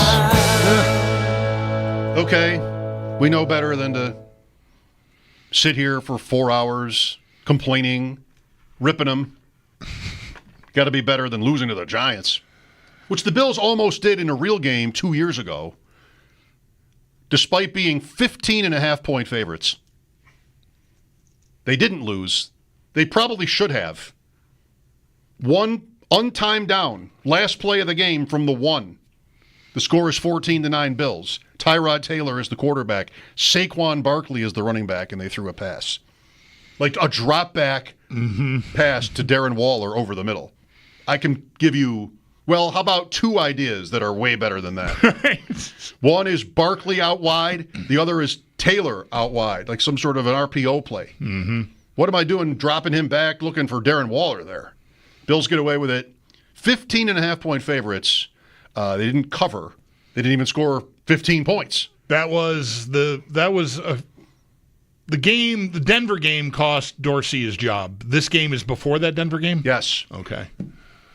So maybe it was a little more than just the guy, Leonard Floyd being too many men on the field. It might have been a case building against Dorsey is all I'm saying. No doubt. I mean, that's a putrid showing against the Giants. In consecutive weeks, you had the loss in London to the Jaguars. Then that Giant game. The Bills elected to not take the bye week after London. Right. And played and, got away with it. Didn't have 300 yards of offense that night. Then the loss in New England to Mac Jones is the following week, where they take the lead late and New England takes it back. 2-minute drive. Yeah, right. And then it's Tampa. And that came down to a Hail Mary. That was close, too. Yeah, right. Tampa drops a Hail Mary, doesn't it, to end that game? Then they lose to Cincinnati on a Sunday night, and then Denver. And okay. That's it. Check, please, on this offense. Yeah. When you look at it like that, the mounting evidence was there was more of it there than, because we've always had our fun. I would say both of us. Like the coordinator got fired because they had too many men on the field, and Denver got to kick another field goal and they lost the game. But there's some pretty rank offensive performances in there leading up to that moment. Yes, you got to be a little bit worried about the Jets after their performance in Green Bay. No? What's that now? Saturday night? Yeah, no. Oh, great. Yeah, good. Good for them. I'm glad. Dominated. Good for Justin Fields. I don't know how it ended. I know it was 27-3. Yeah. The Packers at home? They're tough I at know. home. I know. He Fields scored on. I think on their first possession. So it was early enough in the game that I was still watching. Then he scored a touchdown. Yeah, rushing touchdown. Then he might have gone out. Yeah, not sure, but they're excited. Yeah, I'm glad they're excited. I'm not. There was a fight in that game too. Did you watch any other games? You saw one play of the Raider game. I saw one play of the Raider game. I saw more than that of the Colt Ravens game that preceded it. Richardson. And I missed that part of it. I was more near the end, but I know that happened in the game. I dipped in and out yesterday a little bit. The game I probably watched the most of, excluding the Bills game, would be the Browns game. That was Friday night, I think, right? Yes. At Carolina. I watched a lot of that. That was, I said it earlier, like Shedeur Sanders has become, I don't know, like, sympathetic is maybe too strong for me here, but I'm curious and I want him to outplay his draft status as soon as possible because I think the league kind of did him dirty. Yeah, at least that's my guess. I don't know that obviously, but you know. I think he and his dad challenged the patriarchy in a certain way, right? The NIL money. They became kind of the face of it. They didn't invent it, but just Colorado and him showing up there, I just felt like the league wanted to, like, teach them a lesson or something. So, I don't know, mission accomplished. But Sanders, I'm kind of into that. And I liked how he looked on Friday night. I hope we get back to him. I don't mean ever, because we probably will someday. Yeah. I mean maybe today. Mike is next. Go ahead, Mike. How you doing, guys? Quick question. I want to know if you guys trust Trey White to be CB2 right now, and I know that's the only option they really got. Yeah. I know he's been performing well in camp, but just based on the other night, and I know it's preseason, it seems like he's going to be picked on a lot, especially that opening game against Baltimore, because with Benford hold down this other side, I just see Trey being a problem all seasons. You know, I don't know. Maybe just me. It's not just you. No, it's Saturday, I think, was important. As camp has been going on here, he's been one of the bright stories because his personality and our familiarity, his story, he's a sympathetic figure, I think, and a very popular, well-earned popularity within the fan base. Maybe Saturday was like it'd be good if Max Hairston got healthy, at least to provide some depth there, because he is, whoever that ends up being, is going to see a lot of footballs because the teams are not going to throw at Christian Benford. I think by design, that's how it probably will work. I mean, I know they're going to go through their progressions and everything, but you might just look quickly at that and go, okay, he's got that locked down. What else am I doing here? So I think Trey White, Dane Jackson, Max Hairston eventually are going to see a lot of footballs. Mike, the word trust that you used is a keen word for that question. Like, do you trust him? And I don't feel great about it. I don't want to say I don't trust him. I like him too much, but I don't feel great about it. You know, he was available, you know, and the Bills' confidence level in White, and he's just where he's at in his career, injuries and age, was to draft a cornerback in round 1. And for me, guys having, quote, good camps or not isn't really worth much ever.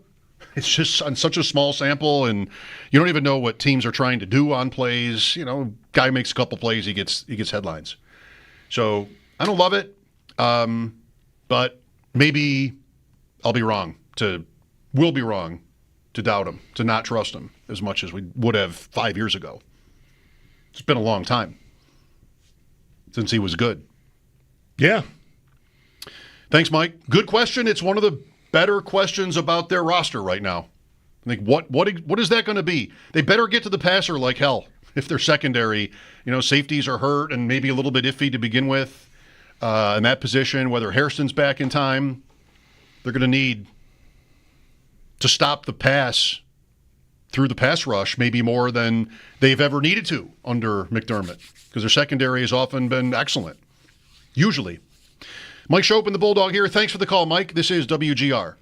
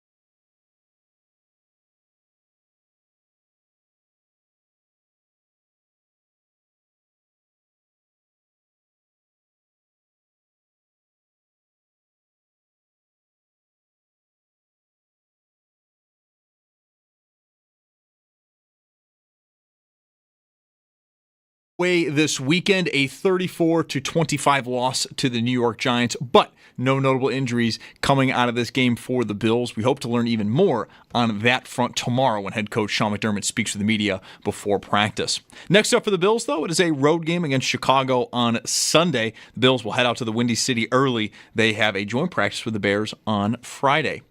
No practice today for Rams quarterback Matthew Stafford. He continues to deal with that back issue. There was some hope he could practice today, but Rams head coach Sean McVay decided to put the brakes on that as Stafford's back was, quote, not feeling great. 49ers head coach Kyle Shanahan, he spoke with the media today, says the hope is that wide receiver Brandon Ayuk will be ready to go by week 6. He's recovering from an ACL injury he suffered last year. And then Eagles guard Landon Dickerson, week to week with a meniscus injury in his right knee. Dickerson is going to be getting surgery to repair that injury. In baseball, the Yankees host the Minnesota Twins just after 7 o'clock tonight, and the Yankees are on a bad run of form, winning just 3 of their last 10 games. And then in college football, we do have the preseason AP poll, and Texas comes in at number 1. And now, week 1 will officially have 3 top 10 matchups. Texas versus number 3 Ohio State, number 9 LSU versus number 4 Clemson, and number 6 Notre Dame versus number 10 Miami. That's your Paddock Chevrolet Sports Update. Paddock Chevrolet celebrating 90 years of being your hometown dealership. I'm Zach Jones for WGR Sports Radio 550.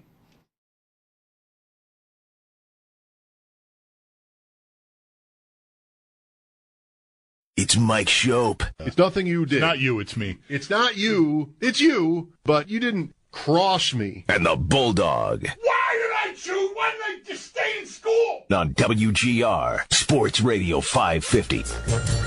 Welcome back. Talking Bills mostly, of course. Saturday's game. Interesting, I guess. There were plays and points. Each team had almost 400 yards of offense. 59 points. The total was like 35. The preseason, after all, Bulldog. It was not a sleepy game, I would say. No. Not a sleepy game. I would listen to a stretch of it and then jump around when it was a commercial break. I know you're not supposed to do that. And then would go back and maybe there had been another touchdown or field goal. Right. You didn't think you were going that long, but you missed something. Yeah, I missed something. The big pass to Shavers I missed. I think that's, well, right, because that's the half's ending. You're probably like, oh, I can go watch. I got to listen to another game, and I'm not going to miss anything here. It's just going to be an end of the half drive and blah. Instead, you get the biggest play of the game. Yeah. Hamler, I caught that, but not Shavers. I think it was that. So what about it? Maybe James Cook is still the most interesting thing going. You know, he doesn't play. And Sal was on earlier. I echo this, and he would even know better, thinking that McDermott's explanation of it was a little bit, I don't want to say, and certainly don't want to speak for Sal, but maybe a little bit more concerning that, or maybe not. I mean, I guess that could be not the best way to put it, that he said how he declined to play. He was in uniform, Cook, not McDermott. He was in uniform and declined to play, that McDermott wanted him to play. So that's just kind of weird. You keep using that word for all of this. The guy is executing a hold-in, which is essentially a holdout. That started 7 practices into training camp. By being at camp, at these practices, just not practicing. Anymore. And then, right. Anymore. And then it's game day, and coach is like, you up for this? I mean, did he really think Cook would be? Again, the problem I've got, and I guess my problem extends to the explanation. That McDermott would intimate or flat out tell us, he's not implying it, that he wanted the guy to play, and did he not say he asked him to play and they settled on he'll take the warm-up? I just can't imagine any player, whether it's the last guy on the roster or your starting Pro Bowl running back, sitting out almost a week's worth of practices and then getting dressed and playing in a preseason game. Like if it's a regular season game and he's nursing an injury or something, like that's another matter, right? We're saving him. It's an ankle. We're trying to not tax him. We're going to tape it up. Maybe we'll shoot him up and we're going to get him out there. I mean, it's August. What are we doing here? To play somebody like, to me, he was in the same boat as the guys who've been missing time hurt, like Bishop and Samuel, who also suited up and took part in the warm-up with no intention of being in the game, because why would you? They haven't been practicing. Well, the same goes for Cook. Just because he chose that route or not is, to me, immaterial. Like, if he's not up to speed, so to speak, right, he's not been taking reps, then I'm not putting you in a game, any game, let alone a preseason game. Again, regular season's a different matter if you're talking about somebody coming off an injury. So I don't know. The whole thing is just been odd. I think the ask is odd from Cook. I mean, I get it. You know, try to get yours while you can, but he's not. I think objectively, he's not. He should know this. His agent should know this. On the tier of guys that get paid like that. He's just not. You don't play enough to qualify for that tier. So bring your expectations down a little bit. I'm not saying you got to just take whatever the Bills put on the table, although maybe at this point that's where we're at. I don't know. But the $15 million was never realistic at all for, I think, any team to pay him that money, let alone this team, who has like a $50 million quarterback, who really is the guy that makes the whole thing go. So I don't know. The whole thing's just been odd. From $15 million, is he serious about this? What do we got? We got some eyeball emojis, you know, right through the winter into the spring, and here we are now. I'm at minicamp. I'm at training camp. I'm participating. Oh, now I'm not. And like, okay, is maybe a deal close? Maybe that's why. He doesn't, don't want to get hurt this close to the finish line. I don't know. It's all just odd to me. And I thought it was odd that he suited up to take warm-up. Again, I don't keep notes on what everybody does in whole. I don't know what Terry McLaurin did this weekend, or anyone else who said Micah Parsons, Hendrickson. I don't know what any of these guys did. I follow the Bills more aggressively than these other teams, so I knew that he was taking warm because I followed 10 beat reporters who were all telling me he's taking warm up in a row. But right, but I guess that's what they should do. The whole thing was has been just odd, and it, I think, continues to be odd. That's the closest I ever get to muting people. Right. When it's like a Bills game or a practice, and it's just too many. Everybody's telling me what. Why did I do this? If you retweet Adam Schefter and we're through. Anybody retweeting Adam Schefter with fewer than 5 million followers, we're not going to be, a couple.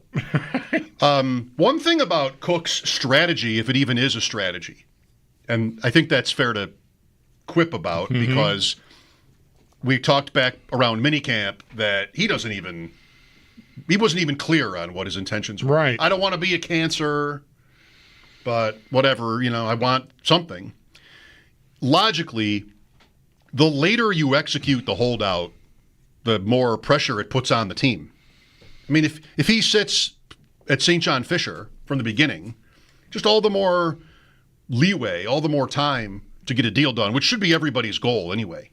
But you're trying to find some leverage, and there would just logically be more once you get closer to the season, and we're still not, it's one preseason game. We're still not at the point where it's costing him real money or any money necessarily.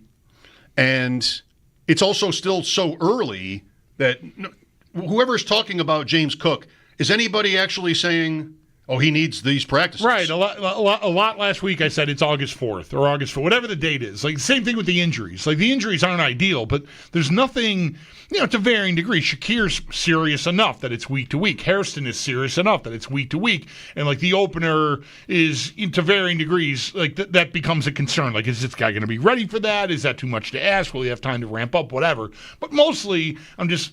All right, if it were September 5th, I know it's later than that now, today's the 11th, but if it were September 11th, I'd be more worried about any of this stuff than I am on August 11th.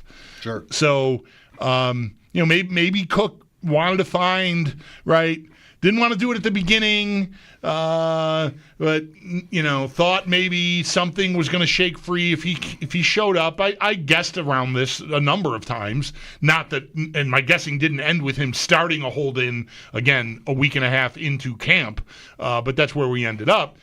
But maybe on his side, he thought, if I show up and I participate, that'll break this loggerheads we're at here, and we'll find our way to some common ground. And when that didn't happen, the equation just spit out I should protect myself, and because I'll miss these practices, and I don't know what'll happen when they get closer to the opener if this isn't settled or resolved in some way, like with some sort of sweetener or a full-on extension or whatever. Maybe he just thought if he flew straight, so to speak, and showed up, that something would happen, and it didn't, and now he is taking action. Yep. I always thought he would have to do something. For all the time we spent talking about it, you can't do as much talking, quote talking, as Cook was doing in the public sphere and just show up and play for your deal and, yeah, no problem, no worries, ha ha ha. Just like, right. It would have been weak. Like, what a chump strategy that would have been. Just like anybody pining for a pay raise and then, like, not being willing to do anything about it. You're a pushover in that one. And people are watching and you're setting a precedent. Like, once you stick your neck out, you'd better be prepared. It's a good mantra in general. You better be prepared. You're going to say it. You better be prepared to own it and do something about it. And for Cook to come to minicamp and come to training camp and put the pads on, like, well, what was the point? So that was what was weird to me. The timing is unusual itself, but it was weird to me that he would essentially threaten a holdout and then just bail before it even started. So how does it end? He still has very little power in the situation. I was thinking about this when it came to Ray Davis the other day. And just like, all right, well, do running backs really matter? Maybe they barely do. Maybe the best ones do. Maybe not. I used Todd Gurley as an example forever. And he was one of the best. Then he'd get hurt, and the Rams were just as good. So it's mostly no. But then sometimes I think, is Davis good enough to have the Bills be the Bills? Is that answer like, yes? Does this tandem qualify as one where, you really wouldn't prefer to have the issue, but if you do, then you're probably just as good? Is this one of those where you wouldn't think the Bills would suffer? I have a feeling that maybe the style points would be different. Like, I would expect their offense to still function at or near the same way as it did last year, if everything else is equal. I think Ray Davis in place of James Cook probably means I don't have as many 50-yard runs. Just because I think Davis would need more things to go right in order to be able to run away from everyone. Whereas Cook found his way to, not just hitting the seam and running away from DBs, but getting around the corner, seemed to get just more success. He just had a little bit more there that I don't think Davis has. I don't think he's as quick-footed a runner, like in the open field. So I think that would be different. But so he gets tackled at the 12 instead of getting to the end zone, and then, I need another play. And, of course, something could go wrong when I have that other play happening, or it's just going to be a Josh Allen to Dawson Knox touchdown, and I got my points. So I don't know. I'm just not that worried about losing that element. I mean, I do recognize, and I always, always speed. Like Cook represents that here. I didn't think it would, but last year that changed. So he's got a gear there that has value. But even with that being said, I don't think it changes them too much. Because I don't think teams are gearing up to stop James Cook. They're trying to stop Josh Allen. And if they're giving you Cook, like, okay, you capitalize on that, but I think they're going to give you Ray Davis just the same. I don't think much is going to change. I don't think I'm going to see more, fewer guys in the box or something, because I think I'm already seeing fewer guys in the box because Josh Allen is my quarterback. So I just don't. You could even get. I don't think it changes a lot. You could even get, say, if there's no Cook, tell me if you think this is nuts. Couldn't you also see a backfield like Ty Johnson isn't movable? I mean, like, he's going to play on third down. Mm-hmm. And would they elevate him to play on first down? I kind of doubt it. I think they want him in his role. Right. Nobody's wanted him to be a every down back before. He's sort of in that role. He works. Leave him. Davis is more the power back. I wonder if it could be Evans moving to the top. No. Never ever? I don't see it. You're still maybe in this scenario or someone else. You're still using Davis as a complementary piece. Yeah. And then somebody else is your first down. I don't know. I don't want to talk out of school. I'm not super familiar with Darrington Evans' skill set. Like, what is he best at? Who's he more like? Is he like both guys? Is he more like Cook or more like Davis? I just think the natural thing to me to see happen would be everybody move up one, except Johnson, like you're saying. He stays where he is, and whoever this is, Frank Gore Jr. or Darrington Evans or some dude off waivers at the end of August, early September, right before the season, the Bills have had their eye on, like, oh, this guy's available. He's better than Darrington Evans. Let's just bring him over. And that guy slots into the Davis role. Like I would predict, and I think I would root for this. Because I haven't seen enough of anybody else to say they should elevate into the top role. I think Davis gets the crack at that, and then there's somebody else taking Davis's snaps, and then Ty Johnson is Ty Johnson. You have two buckets of running backs who could come available in the league over the next month. Mostly, they would be fringe depth chart players. Many are rookies, second-year guys. Very possible that the Bills have a list of 10 of those players that they like. And depending on who comes free, somebody else is brought in, whether they start or not, but they're brought in, something like that. Then you have a much smaller group of running backs who might be available because maybe the pressure from the depth chart is meaningful enough. I think the most obvious player in the league right now for that, at least from the outside, would be Travis Etienne, where they have Tank Bigsby, who's done a lot with the starters. Bashal Tutin has shown a lot athletically, and they've liked all these guys, it seems. It sounds like in camp, and Etienne might be expendable. That's money, and that's a real move. If you wanted to, if your argument is it doesn't matter who your running back is, you're not making that move. You wouldn't. But he's somebody that I think about as a trade candidate. Breece Hall with the Jets, that started before the draft this year. He even tweeted about it. Rumors that he was going to be traded or could be traded by the Jets. And as much as people have liked him as a player, they have been very consistent this offseason, and this will come up when we hear from Pat Kerrane in a minute. Very consistent in their messaging about what they want, Aaron Glenn, what they want to do at running back, and that is a committee. And they like this Braylon Allen, a backup. There's another one named Isaiah Davis, and like today, there's more speculation that Breece Hall, who's in the same contract position as Cook, could be moved. I don't know why the Jets or the Jaguars even would feel like they have to do that. They could go into next year and with Hall anyway, franchise tag decisions to make. That's right. He wasn't a first-round pick, so he's year 3 going into year 4. So last year of his rookie contract is here. Yeah. Second-round pick. Yeah. So just a couple of names to think about. Do you think of anyone else quickly for this? I don't know. Brian Robinson? Is it a little early to think that someone in New England's in trouble because of Trevion Henderson? I don't think. Well, you know who the guy there would be for that is Antonio Gibson. Okay. Who might still be good. Like he's always been a darling to some, but never really. He fumbled in Washington, and Singletary is one. But Scadabough's hurt. Right. And Tyrone Tracy, who fell out of favor last year by fumbling, he fumbled on that first play, the third play of the game. Right. They didn't call it a fumble. They didn't review it either. This league. Pat Kerrane, legendaryupside.com. Next, this is WGR.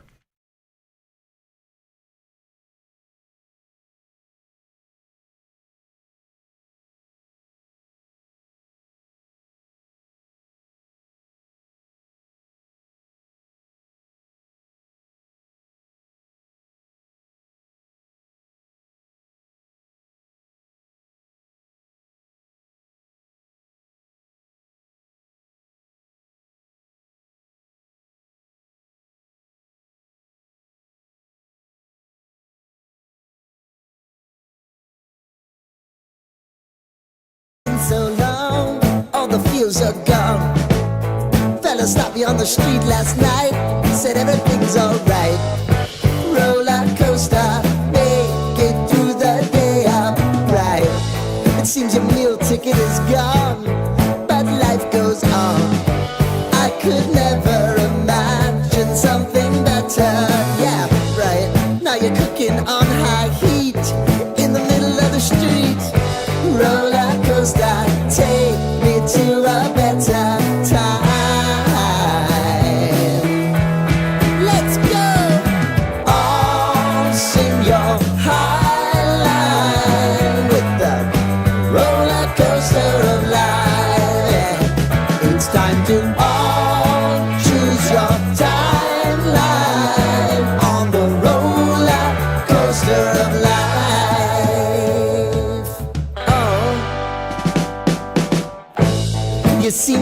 easily forget how to place your bet.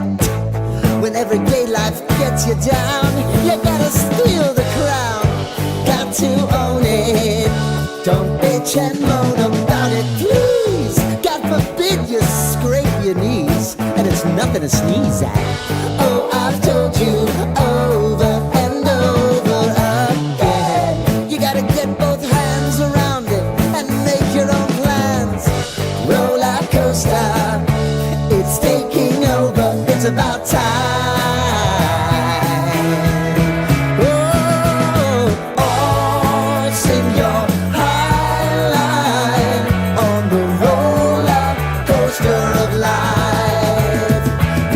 To all choose your timeline with the roller coaster of life.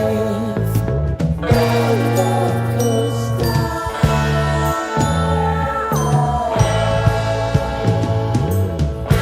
I want to go down the rabbit hole, down the rabbit of life.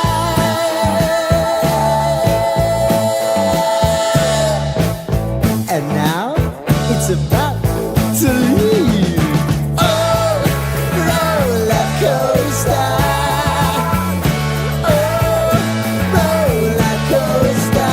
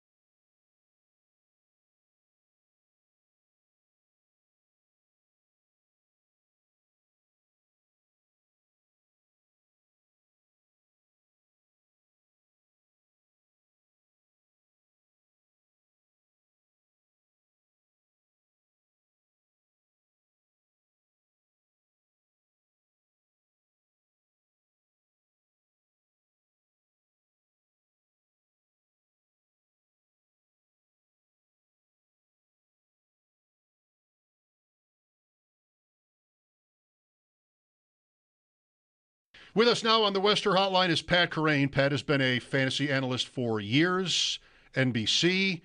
Then after winning Best Ball Mania 3, went and created his own site, legendaryupside.com, some of the best and most thorough analysis in the industry.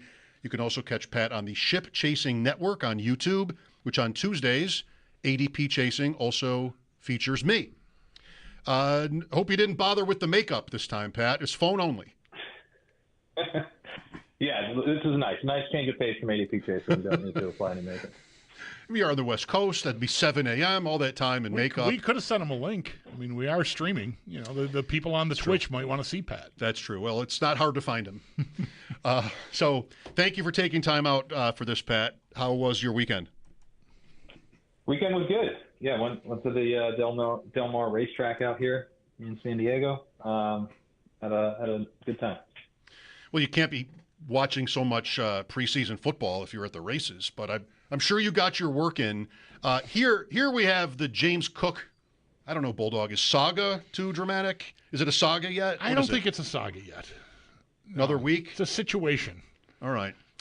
Pat, what is your opinion on Cook as a fantasy bet this year? I mean, assuming he plays, which maybe we're not as confident in doing anymore. What have you seen? Like, what are your opinions on him fantasy-wise? And then, like, what have you seen? This is what we do every Tuesday, and, you know, you're our leader here, trying to evaluate if anything is changing with his value.